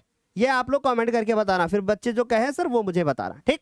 अब ये द्विघात समीकरण सब लोग जानते हो। अब अगर मुझे इसको सॉल्व करना है तो मुझे इसमें x की वैल्यूज निकालनी होंगी, तो इसके लिए एक फॉर्मूला इस्तेमाल करेंगे, x is equal to minus का b plus minus under root B square minus 4a और c, ठीक। फिर उसके बाद अपॉन में, इसके अपॉन में क्या आएगा, इसके अपॉन में आएगा 2a, ठीक है, इसके अपॉन में आएगा 2a। आगे बात समझ में। ये है हमारा एक कंप्लीट फॉर्मूला, ये है हमारा एक कंप्लीट फॉर्मूला। इस फॉर्मूले से हम क्या करते हैं, इस फॉर्मूले से हम ज्ञात करते हैं किसी भी एक द्विघात समीकरण के मूलों को। समझ गए, आ गई मेरी बात समझ में। चलो अब ध्यान से सुनो, इसके अंदर जो चीज लिखी हुई है, इसके अंदर जो चीज लिखी हुई है बी स्क्वायर माइनस 4ac, इसको कहा जाता है विविक्तकर। यानी आपको ये बताना पड़ेगा कि भैया जहां पर हमारे पास ये जो बी स्क्वायर माइनस 4ac है, इसको कहा जाता है, इसको कहा जाता है विविक्त, इसको कहा जाता है विविक्त कर, इसको कहा जाता है विविक्त कर। और इसको हम लोग लिखते किससे हैं, इसको लिखते हैं हम लोग डी से। इसको क्यों डी से लिखते हैं, क्योंकि अंग्रेजी भाषा में से कहा जाता है डिस्क्रिमिनेंट, है ना। विविक्त कर हमारे पास ये बी स्क्वायर माइनस 4ac, यानी कि अब आप समझ गए कि अगर आपसे कोई पूछे, अगर तुमसे कोई पूछे कि बताओ विविक्तकर का फॉर्मूला क्या है, अगर तुमसे कोई पूछ ले कि बताओ विविक्तकर का फॉर्मूला क्या है, तो तुम बताओगे विविक्तकर का फॉर्मूला है डी बराबर बी स्क्वायर माइनस 4a और c। ये बात तुम्हें समझ में आ गई। और यही फॉर्मूला जो है आपका बहुत इंपॉर्टेंट फॉर्मूला है, जो तुम्हें आगे चल करके अभी मैं डिटेल में समझाने वाला हूं, ठीक है। तो ये आ गया तुम्हारे पास एक और फॉर्मूला, ठीक है मुन्ना। बोलो क्या इतनी बात तुम्हें समझ में आ गई। तुनुक तुनुक धुन तुन्ना, तुम आज बता दो मुन्ना, क्या तुम्हें ये बात समझ में आएगी नहीं, आ गई बात समझ में, सब कुछ क्लियर है सर, नो डाउट, बहुत बढ़िया, वेरी गुड। यहां तक सभी को क्लियर, आराम से। अरे ओ मुन्ना जरा ध्यान से सुनना, कितने सवाल थे, जितने भी थे ना सर सबको उड़ा दिया, ठीक है। ध्यान से देखते जाओ, यहां तक क्लियर हो गई इतनी बातें। चलिए फॉर्मूला बताया, विविक्तकर बताया। अब मैं आपसे एक सवाल पूछता हूं और वो सवाल आपको बहुत कुछ सिखा करके जाएगा। चलो अब मैं आपसे कहता हूं कि अगर ये बताओ, अगर मैं बी स्क्वायर माइनस 4ac का मान 0 कर दूं, मैं आपसे ये कह रहा हूं कि अगर ऐसा कर दूं कि बी स्क्वायर माइनस जो 4ac है इसका मान क्या हो, इसका मान कितना हो, इसका मान 0 हो। सोच करके देखो, यहीं से तुम्हारा कॉन्सेप्ट बनेगा कि भैया अगर इसका मान 0 हो तो क्या होगा। जल्दी बताइए। अब सोचो अगर इसका मान 0 हो गया तो तुम्हारे पास क्या आएगा, x, फिर उसके बाद बराबर, फिर माइनस का b, फिर आएगा प्लस माइनस, फिर अंडर रूट, फिर आएगा 0, फिर अपॉन में क्या होगा, 2a होगा। बोलो क्या ये बात तुम्हें समझ में आ गई? आई? अच्छा फिर देखो, ये आ गया x बराबर, ये तो पार्ट हो जाएगा खत्म, यानी आएगा हमारे पास ये इतना। कुछ समझ में आई बात? यानी गुरुदेव अगर x का मान 0 हो, अगर गुरुदेव हमारा 0 हो जाए विविक्त कर, तो हमारा जो x का मान आता है वो इतना आता है। यानी इतना बड़ा फॉर्मूला, इतना बड़ा बचता है अगर विविक्त कर का मान 0 हो जाता है। This is the concept. बोलो क्लियर हुई इतनी बात? अब सवाल आएगा तुम्हारे पेपर में। अब सवाल ऐसे आएगा तुम्हारे पेपर में, मान लो तुमसे सवाल पूछ ही लूं मैं, मान लो मैं आपसे पूछ ही लूं कि यदि विविक्त कर, मान लो आपसे मैं सवाल पूछ लूं कि यदि विविक्त कर शून्य हो, यदि विविक्त कर शून्य हो तब, यदि विविक्त कर शून्य हो तब 4x स्क्वायर, सुनते था ना, 4x स्क्वायर प्लस यहाँ पे मैं लिख देता हूं मैं 9 इज इक्वल टू 0, यहाँ से 3 मिलेगा, यहाँ से 2 मिलेगा, 3 दूना 6, 6 दूनी 12, यहाँ पे कर दूं मैं 12x। और मैं आपसे ये पूछूं अब इसका विविक्त कितना आएगा, 0 आएगा, चाहे तुम निकाल करके देख लो। ठीक, कैसे पता चला सर आपको? मैं सिखाऊंगा ना तुम्हें, क्यों परेशान हो। 3 दूने 6 और 6 दूनी 12, समझ गए? अभी आगे सिखाता हूं कैसे। मैंने कहा कि अगर इसका व्युत्कर शून्य हो तब इसके मूल क्या होंगे, तब इसके मूल क्या होंगे। अब आपने कहा अरे भैया ये तो पहले ही से बोल दिया कि भैया इसके व्युत्कर 0 होंगे तो मुझे इसको सॉल्व करने की जरूरत नहीं है। इसका गुरुदेव जो आंसर होगा वो यही होगा कि x is equal to minus का b अपॉन 2a, है ना। और गुरुदेव b का जो मान है वो 12 लिखा है, यानी माइनस का 12, फिर उसके बाद 2, और गुरुदेव a का मान जो है वो 4 लिखा हुआ है, 4 लिख देंगे। 4 कम 4 होगा गुरुदेव, और 4 तिया 12 होगा। ठीक, गुरुदेव जो x की वैल्यू आएगी ना वो आएगी हमारे पास माइनस का 3/2, और गुरुदेव यही इसके आंसर हो जाएंगे। पर बड़ा सवाल यह बनता है कि जब x की घात 2 थी तो इसके 2 आंसर आने चाहिए, 1 क्यों लिखा आपने? तो भाई अब यही तो कॉन्सेप्ट है कि भाई आएगा तो एक बार, लेकिन हम लिखेंगे कि अतः जो मूल होंगे वो कैसे होंगे, वो होंगे -3/2 -3/2 ऐसे होंगे। यानी हम इसको 2 बार क्यों लिखेंगे? क्योंकि दोनों आंसर एक जैसे आएंगे। समझ में आई बात? दोनों आंसर एक जैसे आएंगे, ये इसके मूल हो जाएंगे। इसका मतलब यहां पर जो मैंने लिखा है ना वो ऐसे लिखेंगे, और फिर या करके हम इसी को फिर से एक बार लिख सकते हैं, क्योंकि ये दोनों आपस में बराबर ही आएंगे। क्या समझ में आया? बोलो क्या यहां तक सभी को क्लियर हो गई? तुनक तुनक धुन तो ना, तुम ज्ञानोदय से पढ़ लो मुन्ना। एक सवाल बच्चा कर रहा है ना? आ रही मेरी बात समझ में? प्रांजल यादव आखिर क्यों परेशान हो बेटा? हाँ, आखिर क्यों परेशान हो, बताओ आखिर क्यों परेशान हो? ठीक है, सर क्लास बढ़िया चल रही है, कोई दिक्कत नहीं है हमारी तरफ से, बच्चों को भी कोई प्रॉब्लम नहीं है ना। अब ये प्रांजल यादव क्यों दिक्कत हो रही है बेटा तुमको? हाँ, अभी 3 दिन के बाद सब आराम से चीजें बेहतर हो जाएंगी, है ना। 3 दिन और आराम कर लो थोड़ा सा, ठीक है। चलें, तब तक के लिए चीजों को बेहतर तरीके से रिवाइज करो, ठीक है। क्योंकि बेटा देखो हर बच्चे की ना अलग अलग सोच होती है, हर बच्चे की दिल की इच्छा को हम नहीं पूरा कर सकते। हमारे सामने लाखों लोग हैं, अब लाखों लोग हमसे हर समय पे प्रसन्न रहें ऐसा तो नहीं हो सकता है ना। अब आप देखो जैसे भगवान जी होते हैं, भगवान जी को क्या बोलते हैं?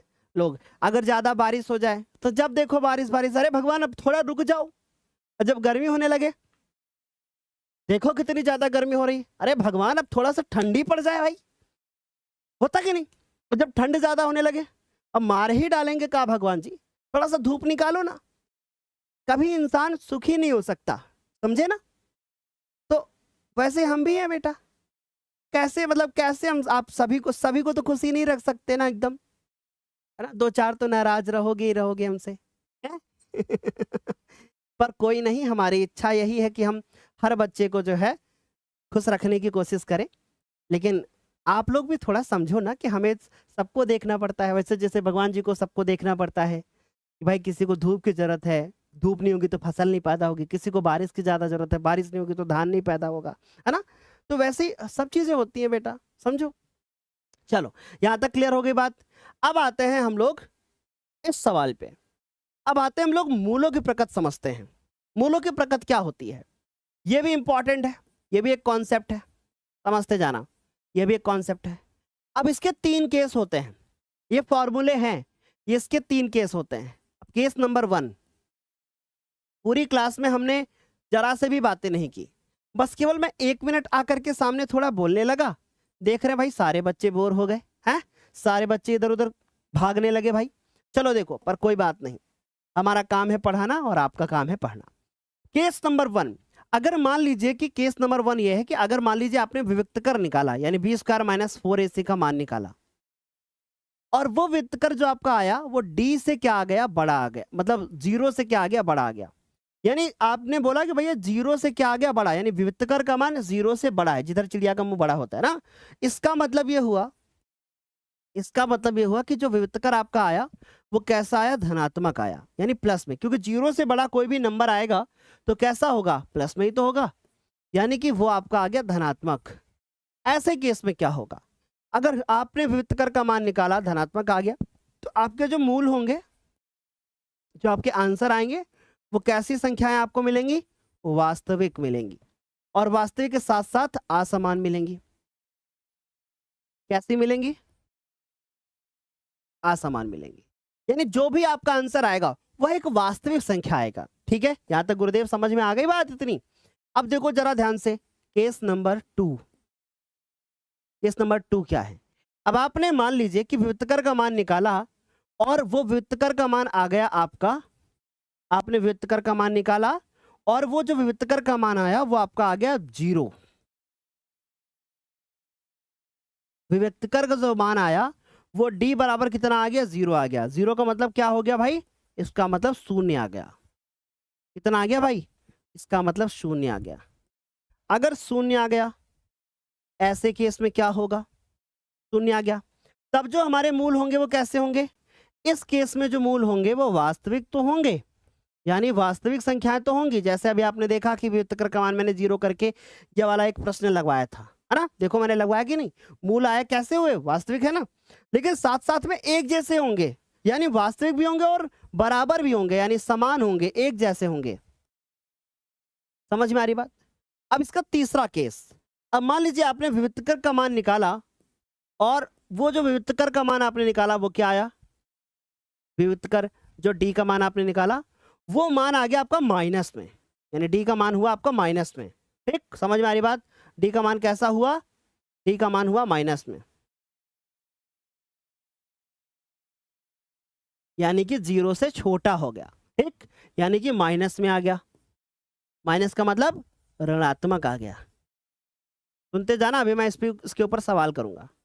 अब अगर ऋणात्मक आ गया तो ऐसे केस में जो हमारे मूल होंगे ना, वो मूल कैसे होंगे, वो मूल होंगे काल्पनिक, अर्थात वास्तविक नहीं होंगे। अब काल्पनिक क्या होता है ना? मूल काल्पनिक क्या होता है, चलिए मैं काल्पनिक समझाता हूं। जैसे अंडर रूट के अंदर अगर कोई नंबर लिखा है 9, तो इसका मान तो 3 हो जाएगा, या मैंने लिख दिया चलो 7, तो ये जो संख्या लिखी है ये कैसी संख्या है, ये वास्तविक है। मेरी बात समझ में आ रही है? इसका मतलब ये जो 7 लिखा है ना, ये क्या है, बी स्क्वायर माइनस 4ac है। जैसे इधर देखो, ये देखो अंडर रूट के अंदर क्या लिखा, बी स्क्वायर माइनस 4ac, यानी वैसे मैंने यहां लिखा कि भाई अंडर रूट के अंदर कोई चीज लिखी है क्या, बी स्क्वायर माइनस 4ac। तो ये कैसी आ रही है, ये तो प्लस में आ रही है, इसलिए हमने कहा वास्तविक होगी। 0 होगी तो भी वास्तविक होगी।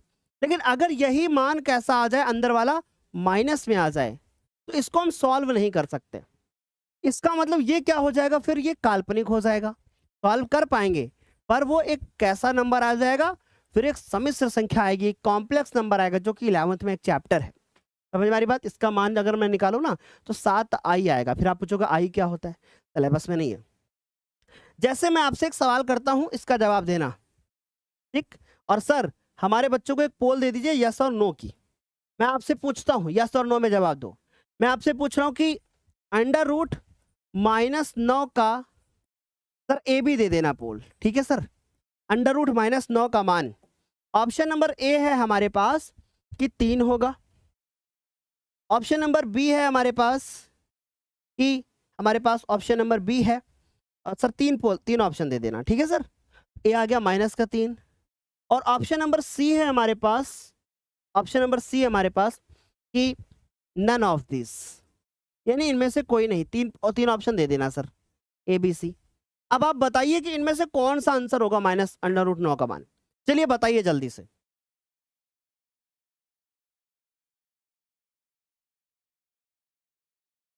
बताइए क्या होगा, √-9 का मान क्या होगा, 3 होगा या -3 होगा या इनमें से कोई नहीं। अरे वाह क्या बात है, एक तरफ से सारे बच्चे -3 लिख दिए। अरे वाह क्या बात है। देखो सर चैट में एक तरफ से सर -3 आ रहा है। अरे वाह क्या बात है। एक बच्चे का नाम है संजना चौहान, बहुत बढ़िया। ज्ञानोदय का स्टूडेंट पवन कुमार, बहुत बढ़िया बहुत बढ़िया। शक्ति बैच का स्टूडेंट राधे, बहुत बढ़िया। और बढ़िया। चलो अब जरा ध्यान से सुनो, जितने बच्चे हमारे एक तरफ से -3 लिख रहे हैं सब गलत हो। बात ध्यान से सुनो यार, इसका मान ये नहीं हो सकता ना, तो ये हो सकता है, इसका मान ये होगा ये। तो -9 को अगर सॉल्व करने के लिए जाओगे तो तुम्हारा आंसर आएगा 9, ये आएगा तुम्हारा 3i। यहाँ पे हमने जो 7i बोला था ना, ये √7i, ठीक है। आ रही मेरी बात समझ में। इसका मान होगा 3i। कैसे, 11th में है। यानी अगर तुम्हारे मन में ये सवाल है कि -√9 का मान -3 हो जाएगा, तो दिल और दिमाग से हटा दो, ठीक। आ रही मेरी बात समझ में। इसका कारण क्या है, कारण ये है कि माइनस जो √9 है वह एक काल्पनिक संख्या है। क्या है, एक काल्पनिक संख्या है। कुछ पल्ले पड़ा तुम्हारे कि नहीं, है ना। जो -3 एक तरफ से लिख रहे थे, कोई बात नहीं, अपने आप से एक बार सॉरी बोल लो, इसलिए कि तुमसे गलत हुआ, पर इसलिए अपने आप को शाबाशी भी दे दो कि तुम सही जगह आए हो।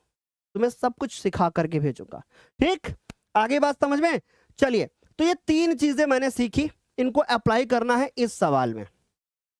और ये जो सवाल आपकी स्क्रीन पे दिखाई दे रहा है सर, ये लाइट ना रुके तो इसको जरा ध्यान से देखो क्या लिखा है। ये सवाल जो कि पूछा गया 2022 में, 2023 में, 2025 में, वेरी इंपॉर्टेंट।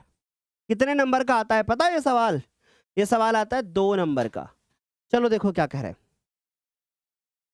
क्या लिखा है, द्विघात समीकरण लिखा है एक हमारे पास, कह रहे हैं इसका व्युत्क्रम ज्ञात करो और फिर मूलों के प्रकार बता दो।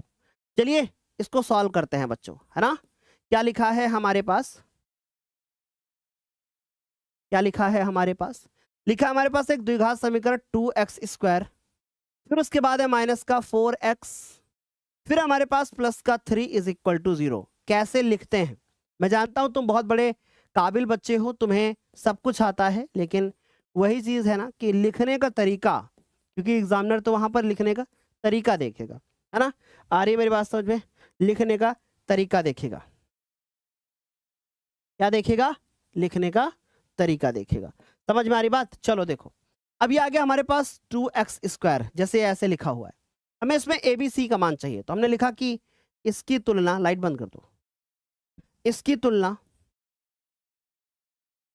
आंखों में लग रही है ना सब पढ़ाने में हाँ, की तुलना हमें किससे करना है, ax² प्लस का आ गया bx प्लस का c = क्या आ गया 0।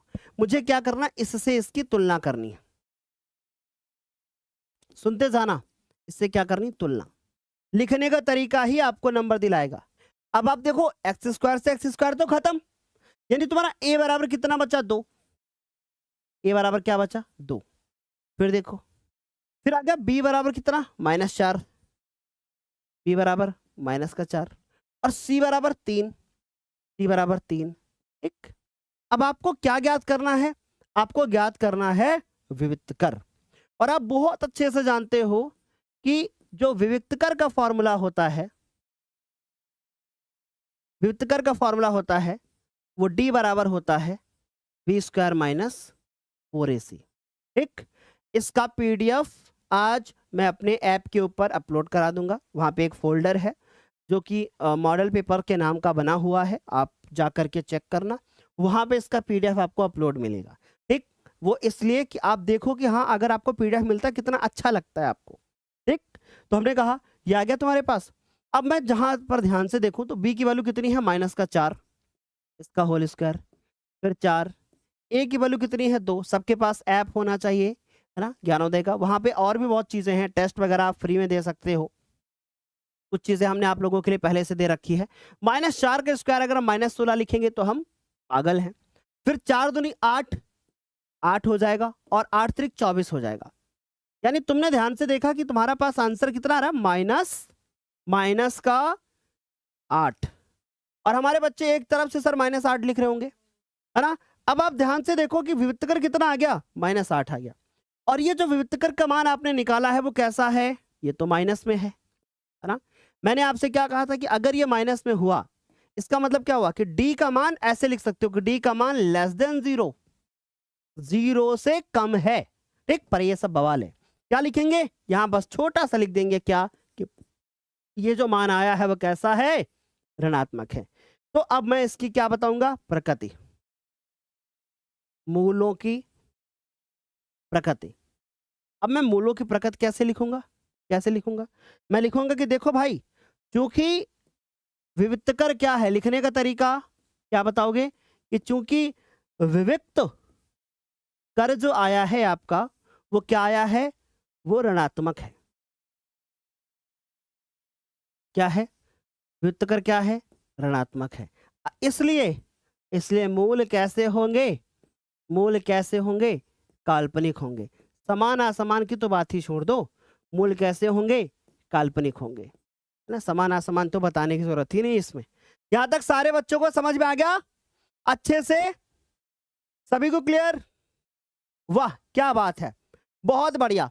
चलो अब एक बार पूरे सेशन में जल्दी से आग लगा दो और फायर इमोजी के साथ बता दो कि यस सर, ज्ञानोदय पर कॉन्सेप्ट ही कॉन्सेप्ट। ठीक है, आ रही मेरी बात समझ में?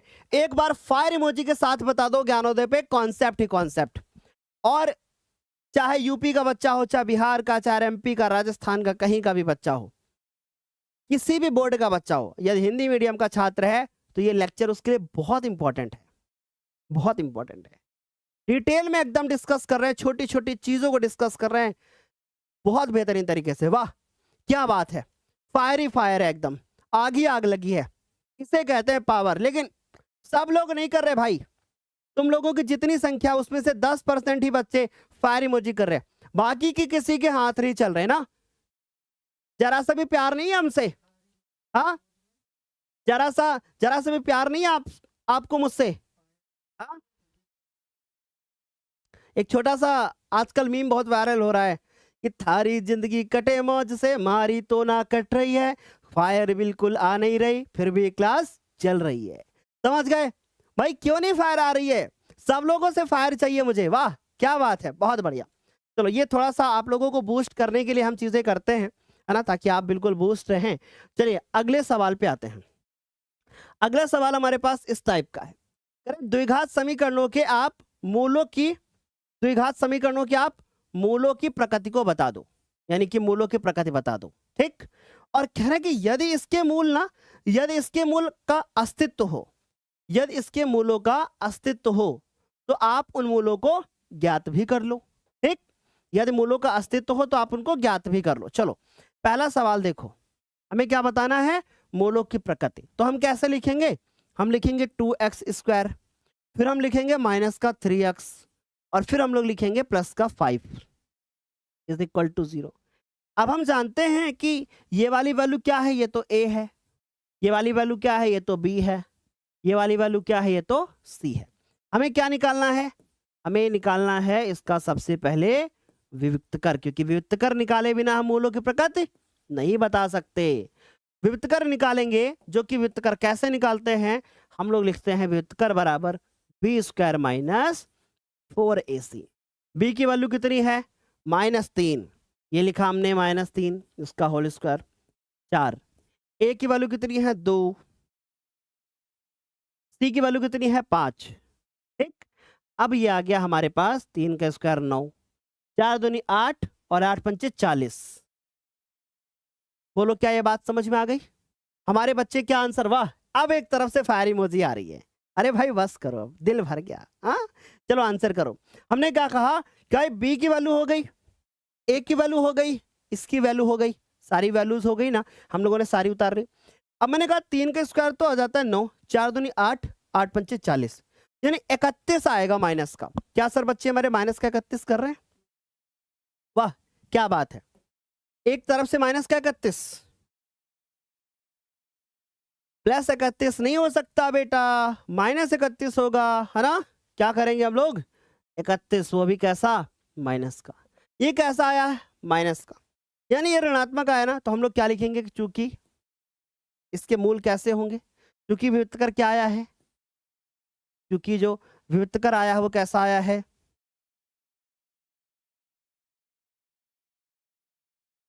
विविक्तकर कैसा आया है, वो 0 से कम आया है ना, यानी कि ऋणात्मक आया है ना, ऋणात्मक आया है।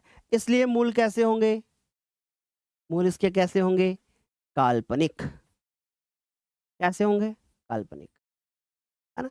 अब मेरे से एक सवाल पूछा था, मेरे से एक सवाल पूछा था कि अगर इन मूलों का अस्तित्व हो, इसका अर्थ क्या हो गया, इसका अर्थ क्या हो गया भाई बताओ, अर्थात कैसे हो, वास्तविक हो, क्योंकि अगर वास्तविक नहीं होंगे तो हम कैसे सॉल्व करेंगे।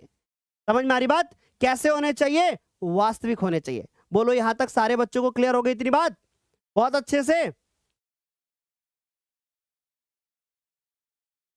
क्या लिख रहा है एक बच्चा, क्या लिख रहा है एक बच्चा, क्या लिख रहा है, लिख रहा है कि सर आपको करंट लेट पहुंचता है क्या, मतलब हम लोग आपको लेट देखते हैं क्या, मतलब समझे नहीं आपकी बात हम। चलो यहां तक सभी को क्लियर हो गई इतनी बातें। तो इसका तो मूल वास्तविक नहीं आया, इसका तो काल्पनिक नहीं आया, काल्पनिक आया। अब काल्पनिक आया तो हम उसको आगे सॉल्व नहीं करेंगे, है ना। अब अगला सवाल देखो, ये वाला दूसरा सवाल क्या है हमारे पास, दूसरा है हमारे पास 3x², फिर उसके बाद है हमारे पास माइनस का 4√3x, आ रही बात समझ में, फिर है हमारे पास प्लस का 4 बराबर 0। क्लियर हो गई बात। चलो अब मैं ना इसको इससे गुणा करूंगा तो मैं तो पागल हूं भाई मेरे को क्या करना है, मुझे क्या करना है भाई, मुझे करना है इसमें ABC का मान निकालना है, ना, ABC का मान निकालना है, निकाल लिया। अब मुझे क्या निकालना है इसमें से, विविक्तकर, क्या निकालना है, विविक्तकर, और विविक्तकर का बराबर, विविक्तकर का formula b² minus 4ac, b² minus 4ac। अगर b की वैल्यू के बारे में बात करें तो माइनस का 4√3 का होल स्क्वायर, और फिर 4, a की वैल्यू कितनी, 3 हो गई, 3 हो गई, c की वैल्यू कितनी, 4 हो गई। बोलो क्लियर हो गई यहाँ तक कितनी बात, इसमें तो किसी को बच्चे को कोई समस्या नहीं, है ना, आराम से समझ में आ रहा है सभी को। चलो आगे, चलो अब देखो 4 का स्क्वायर कितना हो जाता है 16, और √3 का हो गया 3, और माइनस का हो गया प्लस। फिर देखो 4 तियां 12 और गुणे में 4, 16 तियां 48 और 12 चौको 48। अरे गुरुदेव आ गया 0। अगर गुरुदेव 0 आ गया इसका मतलब क्या हुआ, इसका मतलब मूल इसके कैसे होंगे, मूल इसके वास्तविक होंगे और समान होंगे। यानी सर इसमें जो मूलों की प्रकृति होगी, इसमें जो मूलों की प्रकृति होगी वो कैसी होगी, मूलों की प्रकृति कैसी आएगी, वास्तविक और समान। यानी मूल कैसे होंगे, वास्तविक होंगे और साथ साथ में समान होंगे, वास्तविक होंगे और साथ साथ में समान होंगे। अब मेरे से क्या पूछा था, मेरे से कहा था कि भैया अगर इसके मूल वास्तविक हो, इनका अस्तित्व हो। सर एक बच्चा हमें लाल लाल इमोजी बना करके डरा रहा है, थोड़ा देख लो गुरुदेव कौन है यार। हैं भाई हम डर जाते हैं, तुम लोग लाल लाल इमोजी बना के ऐसे भेज देते हो यार, कुछ तो रहम खाओ हमारे ऊपर हैं। समझ गए? क्लियर हो गई इतनी बात? तो यहां तक सभी को क्लियर हो गया। तो हमने कहा कि भाई अभी हमने देखा मूल कैसे हो गए, वास्तविक थे, और व्युत्तर कितना आ गया 0। हमने एक कॉन्सेप्ट पढ़ा था, हमने पढ़ा था कि भैया यदि हमारे पास व्युत्तर 0 हो जाता है, यदि हमारे पास व्युत्तर का मान कितना हो जाए 0 हो, तब हमारे पास मूल कैसे होते हैं, तब हमारे पास मूल होते हैं x इक्वल टू -b/2a और या करके -b/2a। ठीक है। अच्छा अब b की वैल्यू कितनी है भाई, b की वैल्यू कितनी है, b की वैल्यू इस सवाल में कितनी दिख रही मुझे 4√3, वो भी माइनस का है ना, यहाँ गया 4√3 वो भी माइनस का। और ये मैंने देखा a की वैल्यू कितनी दिख रही, ये मुझे 3 दिख रही, बस इसको यहाँ पे ऐसे लिख देंगे, कॉमा लगाएंगे। ठीक, फिर ये आ गया हमारे पास 4, फिर ये हो गया √3, फिर बटे में कितना हो गया 3। चाहो तो ऐसे ही छोड़ दो या करके और आगे सॉल्व हो सकता है। कैसे? √3 से इसको एक बार काट देंगे, √3 बचेगा, √3 से इसको एक बार काट देंगे, √3 बचेगा। दोनों आंसर सही होंगे। पता नहीं किताब में कौन सा वाला दे रहा हो। ठीक, ऊपर वाला भी जो था वो भी हो सकता है और ये वाला भी हो सकता है। तो ये आ गया इतने दोनों के आंसर। यही हमारे बच्चे सर कर रहे होंगे है ना। -4/√3 -4/√3। बोलो क्या यहां तक सभी को समझ में आ गया? सभी को क्लियर हो गया? यहां तक सभी को समझ में आ गया ना? किसी को कोई दिक्कत तो नहीं? हाँ क्लियर। आगे चले, चलो अब आगे चलते हैं। नेक्स्ट क्लास कैसी हो, स्पेशल गुरुजी, गुरुमाता वर्सेस गुरुदेव कैसी होनी चाहिए? क्या बच्चे आंसर कर रहे हैं देख लेना सर। ठीक है, यहां तक सभी को क्लियर, यहां तक सभी को समझ में आ गया। तीसरा सवाल देखो। अब तीसरा सवाल है हमारे पास, तीसरा सवाल था 2x² -6x + 3, 2x² -6x + 3, 2x² -6x + 3। तीसरा सवाल है हमारे पास 2x² -6x + 3 = 0। ये तो सवाल है, क्या है? 2x² -6x + 3 है ना। कैसे करोगे, कैसे करोगे? ये आ गया A, ये आ गया B और ये आ गया C। 3 तरीके के सवाल हैं, तीनों में अलग अलग तरीके हैं, इसलिए तीनों बताने पड़ रहे हैं मुझे है ना। तो अगर मैं इसमें क्या निकालूं, विविधकर। 3 सवाल हैं, तीनों अलग अलग तरीके से हैं, इसलिए मैं तीनों बता रहा हूं। यह भी अलग तरीका है। विविधकर देखो, D बराबर कितना आ रहा है भाई, B² - 4AC। ठीक, अच्छा B की वैल्यू कितनी है, -6, फिर हो गया 4। A की वैल्यू कितनी है, 2। C की वैल्यू कितनी है, 3। बताइए जल्दी से क्या आएगा विविधकर। 6 छाक 36 है ना, 4 दूनी 8 और 8 त्रिक 24। अब ये आ गया हमारे पास 12। ठीक, अब देखा रे भैया मूल कैसे होंगे इसके, मूल कैसे होंगे, वास्तविक होंगे। मूल कैसे होंगे, वास्तविक होंगे। और वास्तविक के साथ साथ कैसे होंगे, असमान होंगे। कैसे होंगे, असमान होंगे, यानी अलग अलग होंगे। क्लियर है इतनी बात? यहां तक तो समझ में आ रहा होगा बेटा। 12 करने वाले बहुत बढ़िया बच्चे। चलो आगे देखो। अब हम लोग लिखेंगे कि यहां तक हमने निकाल लिया, अब हमें इसके क्या निकालने हैं, मूल। और जिसके लिए मुझे क्या करना पड़ेगा, श्रीधराचार्य सूत्र लगाना पड़ेगा, जो कि क्या होता है ये। सर क्या हम इसको बिना श्रीधराचार्य सूत्र के लगा सकते हैं? क्या हम इसके गुणनखंड कर सकते हैं? कैसे पता चलेगा? कर सकते हो। ठीक है, आ रही मेरी बात समझ में? सेकंड सवाल में क्या प्रॉब्लम है मुन्ना? ठीक, यहां तक तो बिल्कुल एकदम करेक्ट। फिर उसके बाद जब हम यहां आए तो हमारे पास B की वैल्यू कितनी थी, 4√3, और ये वैल्यू कितनी है, A है। ठीक, ओ मैंने 2 नहीं लिखा ना, इसीलिए बच्चे हमारे कंफ्यूज हैं है ना। मैंने 2 नहीं लगाया आगे, इसीलिए बच्चे हमारे कंफ्यूज है। यहां भी 2 लगा लो, यहां भी 2 लगा लो। अब ठीक, अब आ गया हमारे पास -4/2√3। क्लियर हो गया बात, -4/2√3। अब सही बेटा, मैंने गलती से 2 नहीं उतारा था। अब तो समझ में आ गया ना, क्लियर हो गई बात? चलो आ जाओ इधर। अब इसको देखो क्या हुआ, है ना। अब आ गया हमारे पास अपॉन में 2a, ठीक। अब आ गया हमारे पास माइनस का b, है ना। b की वैल्यू कितनी है इस सवाल में, -6, तो ये आ गया माइनस का 6 plus minus under root B square minus 4ac, जिसका मान हम पहले से निकाल चुके हैं, कितना है 12, तो हम आखिर बार बार क्यों लगाए, है ना। तो हम यहाँ पे 12 लिख सकते हैं। फिर अपॉन में कितना 2, a की वैल्यू कितनी 2, ठीक। यहां देखो ये माइनस माइनस प्लस हो जाएगा, ठीक। फिर आ गया प्लस माइनस। अब इस 12 को तुम लिख सकते हो 2 गुणे 2 गुणे, ऐसे लिख दो ना, ऐसे कर लो, देखो ऐसे कि 12 को लिखो 2 गुणे 2 गुणे 3 लिख सकते हो, है ना। 2 दूनी 4, 4 तिया 12, और फिर उसके बाद ये जोड़ा बना लो और बाहर निकाल लो, ठीक। तो इसको अपॉन में क्या लिखोगे 4, ठीक। अब देखो ये आ गया 6 प्लस माइनस जोड़ा बना करके 12 बार मतलब 2 बाहर निकाल लो, ये आ गया हमारे पास √3 अपॉन में 4। अब यहां पर भी हमारे पास 2 कॉमन 2 होगा छुपा हुआ, यहां पर भी 2 2 बाहर निकाल लो, 2 बाहर निकाल लिया। अब अंदर बचा 3, फिर आ गया प्लस माइनस, है ना। अंदर आ गया 3, फिर आ गया प्लस माइनस, फिर आ गया अंडर रूट 3, बराबर में कितना हो गया, बराबर में नीचे कितना बचा 4। अब सुनिएगा सवाल को ध्यान से, 2 1 कम 2, 2 दूनी 4, क्लियर।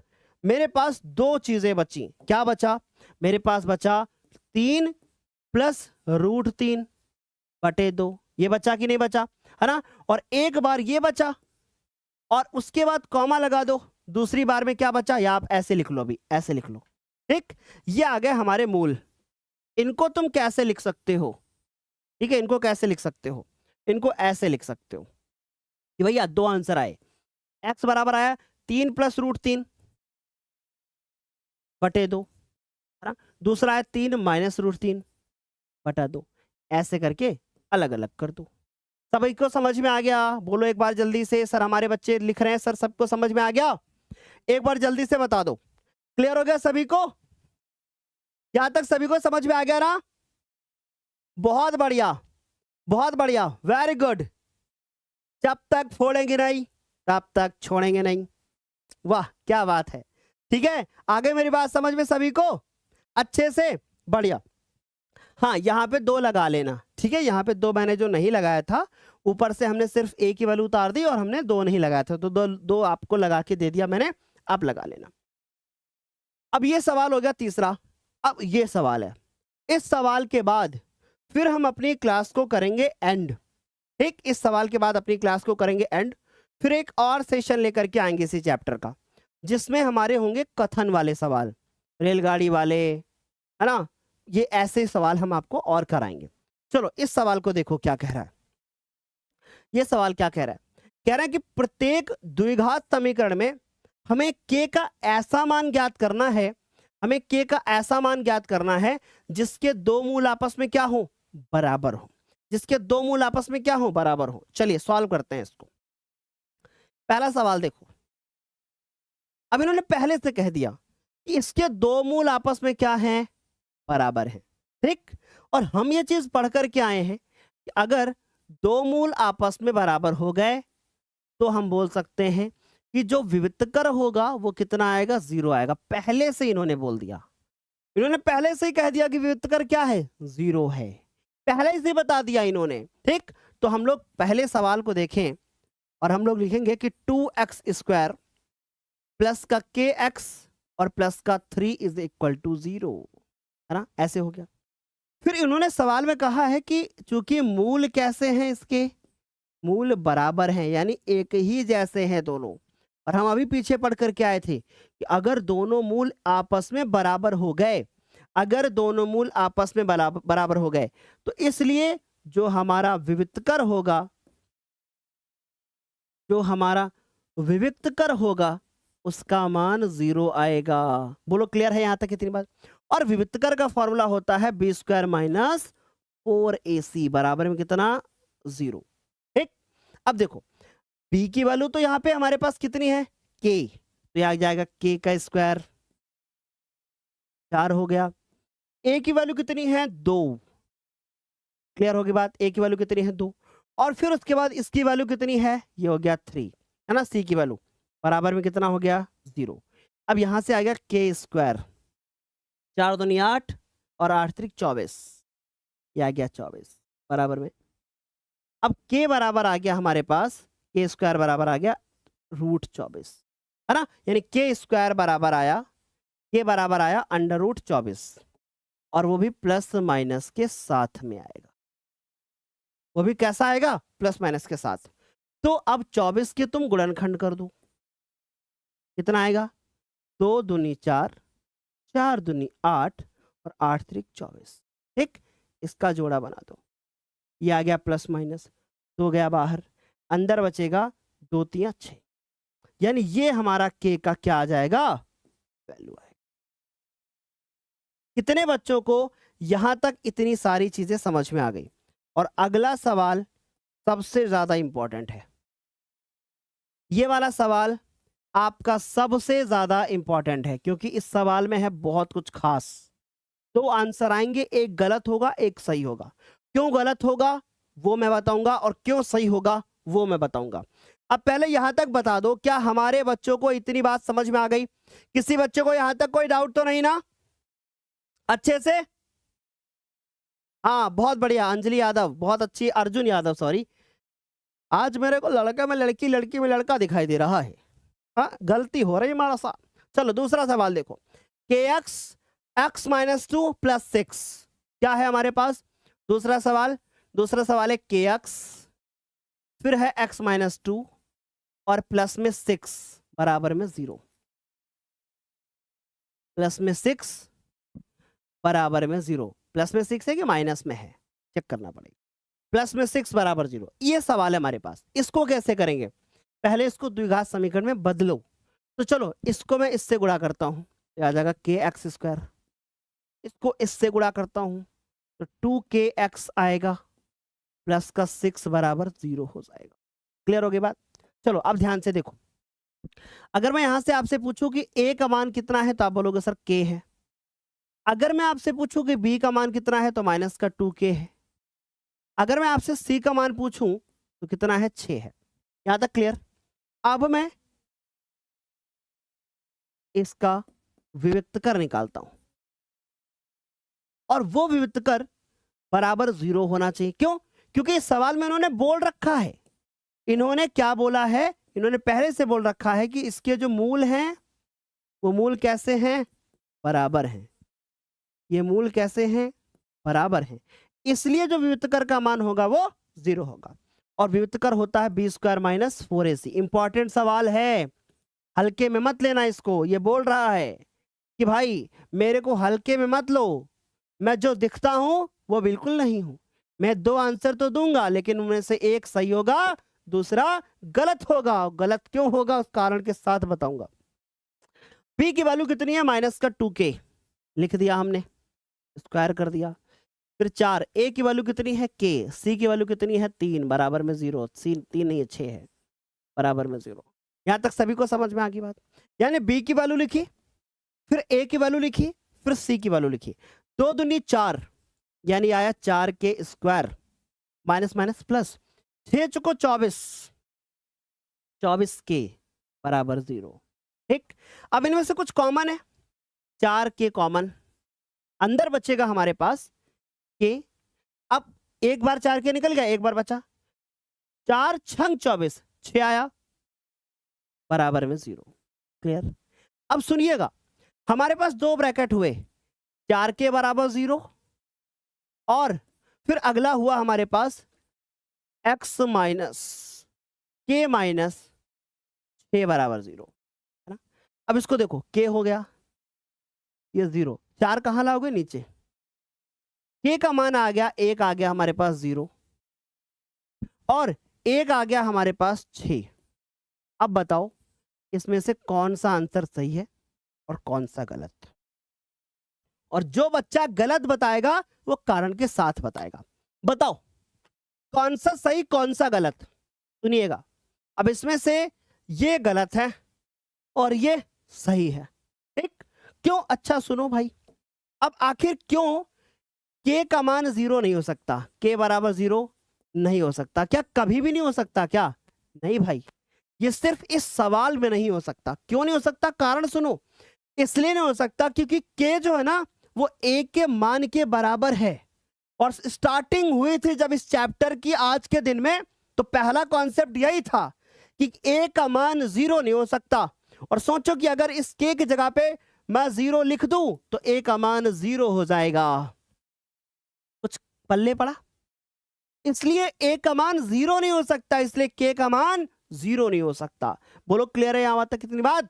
हाँ, यह बात बहुत बढ़िया। तो के का मान 0 नहीं हो सकता क्योंकि क्योंकि क्योंकि क्योंकि फिर क्योंकि क्या होगा? क्योंकि एक्स स्क्वायर का जो गुणांक हो जाएगा वो के ही है। एक्स स्क्वायर का गुणांक क्या हो जाएगा? 0 हो जाएगा। और अगर ऐसा हो गया तो या फिर द्विघात समीकरण ही नहीं बचेगा, है ना? तो इसलिए नहीं हो सकता है। अतः के का मान क्या होगा? सिर्फ 6 हो सकता है और कुछ नहीं हो सकता, है ना? यानी के का मान क्या होगा? सिर्फ 6 होगा। इसीलिए ये सवाल इंपॉर्टेंट है, इसीलिए सवाल इंपॉर्टेंट हो। इसी कॉन्सेप्ट पर बेस्ड एमसीक्यू आ सकता है, 2 नंबर का आ सकता है, 4 नंबर का आ सकता है, जिसमें 2 मान आएंगे, एक सही होगा दूसरा गलत होगा। और यही कॉन्सेप्ट जो होता है वो इंपॉर्टेंट होता है। इसीलिए मैंने कहा था कि कॉन्सेप्ट ही क्या है, हमारे लिए जरूरी है। अगर कॉन्सेप्ट जिसको नहीं पता होगा वो तो क्या बोलेगा, अरे के में 2 मान आ गए। अब बोर्ड एग्जाम में कॉपी जब मिलेगी, आपने मान लीजिए यहां तक कर दिया ऐसे, आप तो जल्दी में रहोगे, टिक मार के चले आओगे। अगर ये चीज नहीं लिखोगे, एग्जामिनर ऐसे काटेगा, और अगर 2 नंबर का सवाल होगा तो तुम्हें 1 नंबर देगा और 1 नंबर खत्म। फिर तुम्हारा सपना 100 में 100 वाला चूर। बोलो क्या समझ में आ गई बात? क्या यहां तक सभी को क्लियर है? अच्छे से आ गई बात समझ में सभी को? हाँ भाई बिल्कुल, हम लंबी ही क्लास लेंगे बैच में, है ना? क्यों, निश्चिंत तो रहो ना आप। हाँ, सारे बच्चों को यहां तक क्लियर हो गई इतनी बातें? बैच के बारे में अगर हम लोग बात करें, शक्ति 2.0 अभी वो 3 तारीख से शुरू हो रहा है। शक्ति बैच में आज की डेट तक हम उसमें 5 चैप्टर खत्म कर चुके हैं। 5वें चैप्टर में 2 लेक्चर और बचेंगे, फिर उसके बाद वो खत्म हो जाएगा। लेकिन जब बैच में पढ़ते हैं ना तो वहां एक भी क्वेश्चन छूटता नहीं है, चाहे वो एग्जाम्पल्स का हो, चाहे वो एक्सरसाइज का हो, कुछ नहीं छूटता। समय लगता है उधर उधर जो तीसरा चैप्टर पढ़ा है ना वही 11 लेक्चर में है, 10 लेक्चर में है। दूसरा चैप्टर 4-4, 5-5 लेक्चर में है। इस चैप्टर के ना जाने कितने लेक्चर्स हैं। 5वें चैप्टर में भी बात करें तो 6 लेक्चर हो चुका है, अभी और लेक्चर्स बाकी हैं। तो समय लगता है, हम जल्दबाजी नहीं कर सकते। हम जल्दबाजी यूट्यूब पे भी नहीं करते हैं, आपको भी बहुत अच्छे से पता है। हम डिटेल में ही पढ़ाते हैं। लेकिन बात होती है समय की, और समय से हर चीज होने की। आपका जो सिलेबस होगा वो 31 अक्टूबर तक बैच में खत्म हो जाएगा। अगर हम शक्ति बैच के बारे में बात करें, शक्ति 2.0 बैच के बारे में बात करें तो उसमें भी हमारी पूरी कोशिश है नवंबर तक खत्म हो जाएगा, और दिसंबर तक हर हालत में रिवीजन वगैरह सब चीजें हो जाएगी। ठीक है, आ रही मेरी बात समझ में? तो अभी भी तुम्हारे पास एक सवाल है कि अगर कुछ बच्चों का सवाल है क्या शक्ति बैच वालों को शक्ति 2.0 लेना चाहिए? नहीं भाई, शक्ति वालों को शक्ति 2.0 की कोई नीड नहीं है। शक्ति वाले ऑलरेडी परफेक्ट है, आप लोग आगे हो। शक्ति 2.0 वाले अभी जिन्होंने कुछ भी नहीं शुरू किया है वो शक्ति 2.0 लें, जो कि ऑलरेडी पढ़ रहे हैं शक्ति में, तो उनको कोई जरूरत नहीं है शक्ति 2.0 की, है ना? तो आप एक ही बैच ज्ञानोदय का आपके पास होना चाहिए। जब लास्ट में अंतिम बैच आएगा तो वो दोनों बैचेस को फ्री दिया जाएगा। ठीक है, बाकी जो क्लासेस शक्ति 2.0 में होंगी वो हम वापस से आपको शक्ति में भी देंगे, और जो शक्ति में हुई है वो हम शक्ति 2.0 में दे देंगे। तो आपको घबराने की जरूरत नहीं है। ठीक है, मैं हर बच्चे को बराबर समझता हूं, हमारे लिए हर बच्चा बराबर है। हाँ, मैं यही कहूंगा आपसे जाते जाते कि अगर अभी आप बेहतर तरीके से तैयारी करना चाहते हो तो भाई आपका शक्ति जो बैच है या शक्ति 2.0 बैच है, इनमें से कोई एक बैच ज्वाइन करो। 91 25 29 48 99 इस नंबर पर कॉल कीजिए। कॉल करने का टाइम है सुबह 10 बजे से लेकर के, बहुत अच्छे से सुनिएगा, कॉल करने का टाइम है सुबह 10 बजे से लेकर के शाम 5 बजे तक की, ये ऑफिस का टाइम रहता है। आप इस टाइम पर आप हमें कॉल करें या हमें व्हाट्सएप, आप हमें कभी भी कर सकते हैं। और व्हाट्सएप पे यदि आप सच में ज्वाइन करना चाहते हो ना बैच को, तो आप लिखो I want to join, I want to join, जो भी बैच आप ज्वाइन करना चाहते हो, जो भी बैच आप ज्वाइन करना चाहते हो, उस बैच का नाम लिखो। ठीक है, आप ये चीज़ लिखो, आप उस पर सेंड करो। ठीक है, व्हाट्सएप करिए आप हमें, ये चीज़ आप हमें व्हाट्सएप करिए, हमारी टीम आपको कांटेक्ट करेगी। आपको अगर वास्तव में चाहिए बैच, तो आप इस नंबर पे कांटेक्ट करें, हमें व्हाट्सएप कीजिए, हमारी टीम आपको कांटेक्ट करेगी। इस बैच पे अभी ऑफर चल रहा है, 2 जुलाई तक ये बैच आपको 1899 में मिलेगा। देखो सीधी सी बात समझो, Hindi, English, math, science, social science, हमारे पास 5 सब्जेक्ट हैं। हम किसी भी सब्जेक्ट में ना रिस्क नहीं ले सकते। हर एक चैप्टर को, हर एक चीज को हमें डिटेल में समझना है। और तुम्हारा समय बचेगा, पहली बात तो समय ये बचेगा कि तुम्हें ऑफलाइन कोचिंग नहीं जाना पड़ेगा। फिर तुम घर बैठे आराम से तैयारी करोगे। मैं इसमें हर एक चीज को दिसंबर तक पूरा कॉन्सेप्ट करके एकदम बिल्कुल फिट करा दूंगा, आपको एकदम रेडी करा दूंगा। बैच के अंदर अक्टूबर तक सिलेबस खत्म हो जाएगा शक्ति में, इसमें भी हम नवंबर तक पूरी कोशिश करेंगे। और उसके बाद दिसंबर तक आपको रिवीजन करा दिया जाएगा बेहतरीन तरीके से। उसके बाद जो आगे आने वाले बैचेस होंगे वो भी आपको फ्री मिलेंगे। जैसे न्यू बैच रहेगा, सॉरी न्यू बोलते हैं, अंतिम बैच जो कि हमारा लास्ट में आता है अक्टूबर नवंबर के आसपास, वो आपको फ्री मिलेगा दोनों बैचेस को। बाकी इसके अंदर की जो क्लासेस होंगी वो बैचेस के अंदर आपको दे दिया जाएगा। ठीक, अच्छा एक चीज़ और बताना चाहते हैं कि हो सके तो इस बैच को जरूर ज्वाइन कर लो, आपका फायदा है। इधर आते हैं, ये हमारे कुछ और बैचेस हैं, इन पे भी हमने भारी छूट दे रखी है। अगर आप चाहते हो कि नहीं भाई मुझे अपना सिलेबस अक्टूबर तक ही कंप्लीट करना है, तो शक्ति बैच ही ज्वाइन करो फिर। ठीक, 12th का बच्चा है अगर सिर्फ मैथ पढ़ना चाहता है, 11th का बच्चा है सिर्फ मैथ पढ़ना चाहता है, 9th का बच्चा अगर है कोई, तो उसके लिए चिराग बैच है। इस पे 5 टीचर हैं, आपको पांचों दिख रहे हैं। ठीक, उसमें हमारे 4 टीचर्स हैं, इसमें 3 टीचर्स हैं, परास्तु सर भी शामिल हो गए, उनकी तस्वीर इधर नहीं है। ठीक, तो आपको डिटेल में सारी चीज़ें मिल जाएंगी। बस जाते जाते मैं यही बोलना चाहता हूँ कि तुम्हारे पास 5 सब्जेक्ट हैं। अब वो 5 सब्जेक्ट तुम्हारे कौन कौन से हैं? हिंदी हैं। अब हिंदी में व्याख्या करनी है, हिंदी गद्य पद्य साहित्य का इतिहास करना है, हर एक पद्यांश, हर एक चीज़ की व्याख्या करनी है। इंग्लिश में एक्सट्रैक्ट बेस्ड क्वेश्चन चाहिए, है ना। साइंस में एक्सट्रैक्ट बेस्ड क्वेश्चंस आपको इंग्लिश में चाहिए, एमसीक्यू चाहिए, टेस्ट देना है आपको संडे को, आपको प्रैक्टिस पेपर मिलेगा, आपको सारे पेपर्स मिल जाएंगे। हमारे द्वारा आज 35 पेपर्स अपलोड कर दिए गए हैं दोनों बैचेस में, यानी शक्ति में भी और शक्ति 2.0 में भी। यानी अगर आप पहले लेते हो बैच को तो आपको फायदा है, आपको सारी चीज़ें मिलती रहेंगी टाइम से, है ना। हिंदी, इंग्लिश, साइंस, फिर उसके बाद बात करें मैथ्स की, है ना, फिर उसके बाद बात करते हैं हम लोग सोशल साइंस की। तो आपको हर एक चीज़ आपको इसमें डिटेल मिल जाएगी। ठीक, बाकी 2 या 3 दिनों में मैं उसमें कंप्यूटर का, संस्कृत का, आर्ट का, मतलब सॉरी कंप्यूटर का, संस्कृत का, आर्ट का, मैं तीनों इसमें पेपर्स भी और भी अपलोड कराऊंगा। ठीक,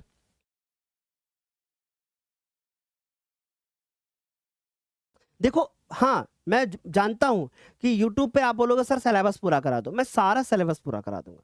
लेकिन जैसे मैंने चैप्टर पढ़ाया, अभी भी तो इसमें बहुत सारे क्वेश्चन हैं, एक एक चैप्टर कितने कितने बड़े हैं, और उधर मैं डेली क्लास करता हूं, तब जाकर के अक्टूबर में पूरा होता है। बात तो समझो ना कि हम यूट्यूब पर भी पढ़ रहे हैं, लेकिन पहले ये चीज देखो डिटेल में पढ़ रहे हैं, पर सवालों की संख्या मोर, हमें मोर चाहिए ना।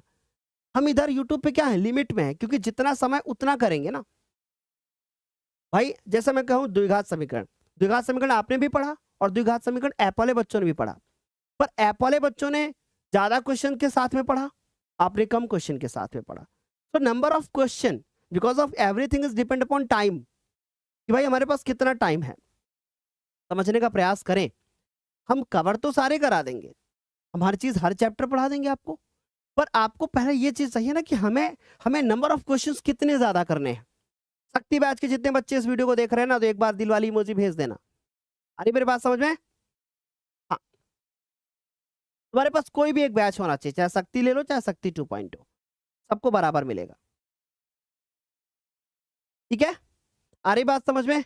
चलिए अच्छा एंड करते हैं। हाँ, जिसको भी बैच चाहिए आप हमें व्हाट्सअप करिए, लिखिए आई वांट टू ज्वाइन शक्ति बैच या शक्ति 2.0 बैच, जो भी आप चाहते हैं, हमारी टीम आपको कांटेक्ट करेगी। बाद में ऐसा ना हो कि आप 2 महीने बाद बोलोगे सर बैच ले लेते तो बेहतर रहता, उससे बढ़िया है कि आप इस बैच को ज्वाइन करें। देखो पहली चीज़ है ना, समय बचेगा। दूसरी चीज़ है, गारंटी है कि हम अगर आप मेहनत कर लोगे हमारे साथ, देखो दिल वाली इमोजी आने लगी है, केवल मैंने बस इतना बोला है कि बैच वाले बच्चे, और अगर ये बैच वाले बच्चों को मैं 100% सिक्योरिटी के साथ अच्छी चीज़ें नहीं दे रहा होता, तो ये बच्चे क्या मुझे दिल वाली इमोजी भेजते? नहीं भेजते ना। वो तो ये बोलते कि सर देखो भाई ये चीज़ आप ऐसे नहीं, आप अच्छे नहीं हो, मतलब सीधी बात बोलते ना। अभी सब एक तरफ से दिल वाली इमोजी भेज रहे हैं, है ना? हाँ, एक बैच होना चाहिए आपके पास ज्ञानोदय का, कोई भी हो। चलिए अच्छा एंड करते हैं आज के इस सेशन को यहीं पे।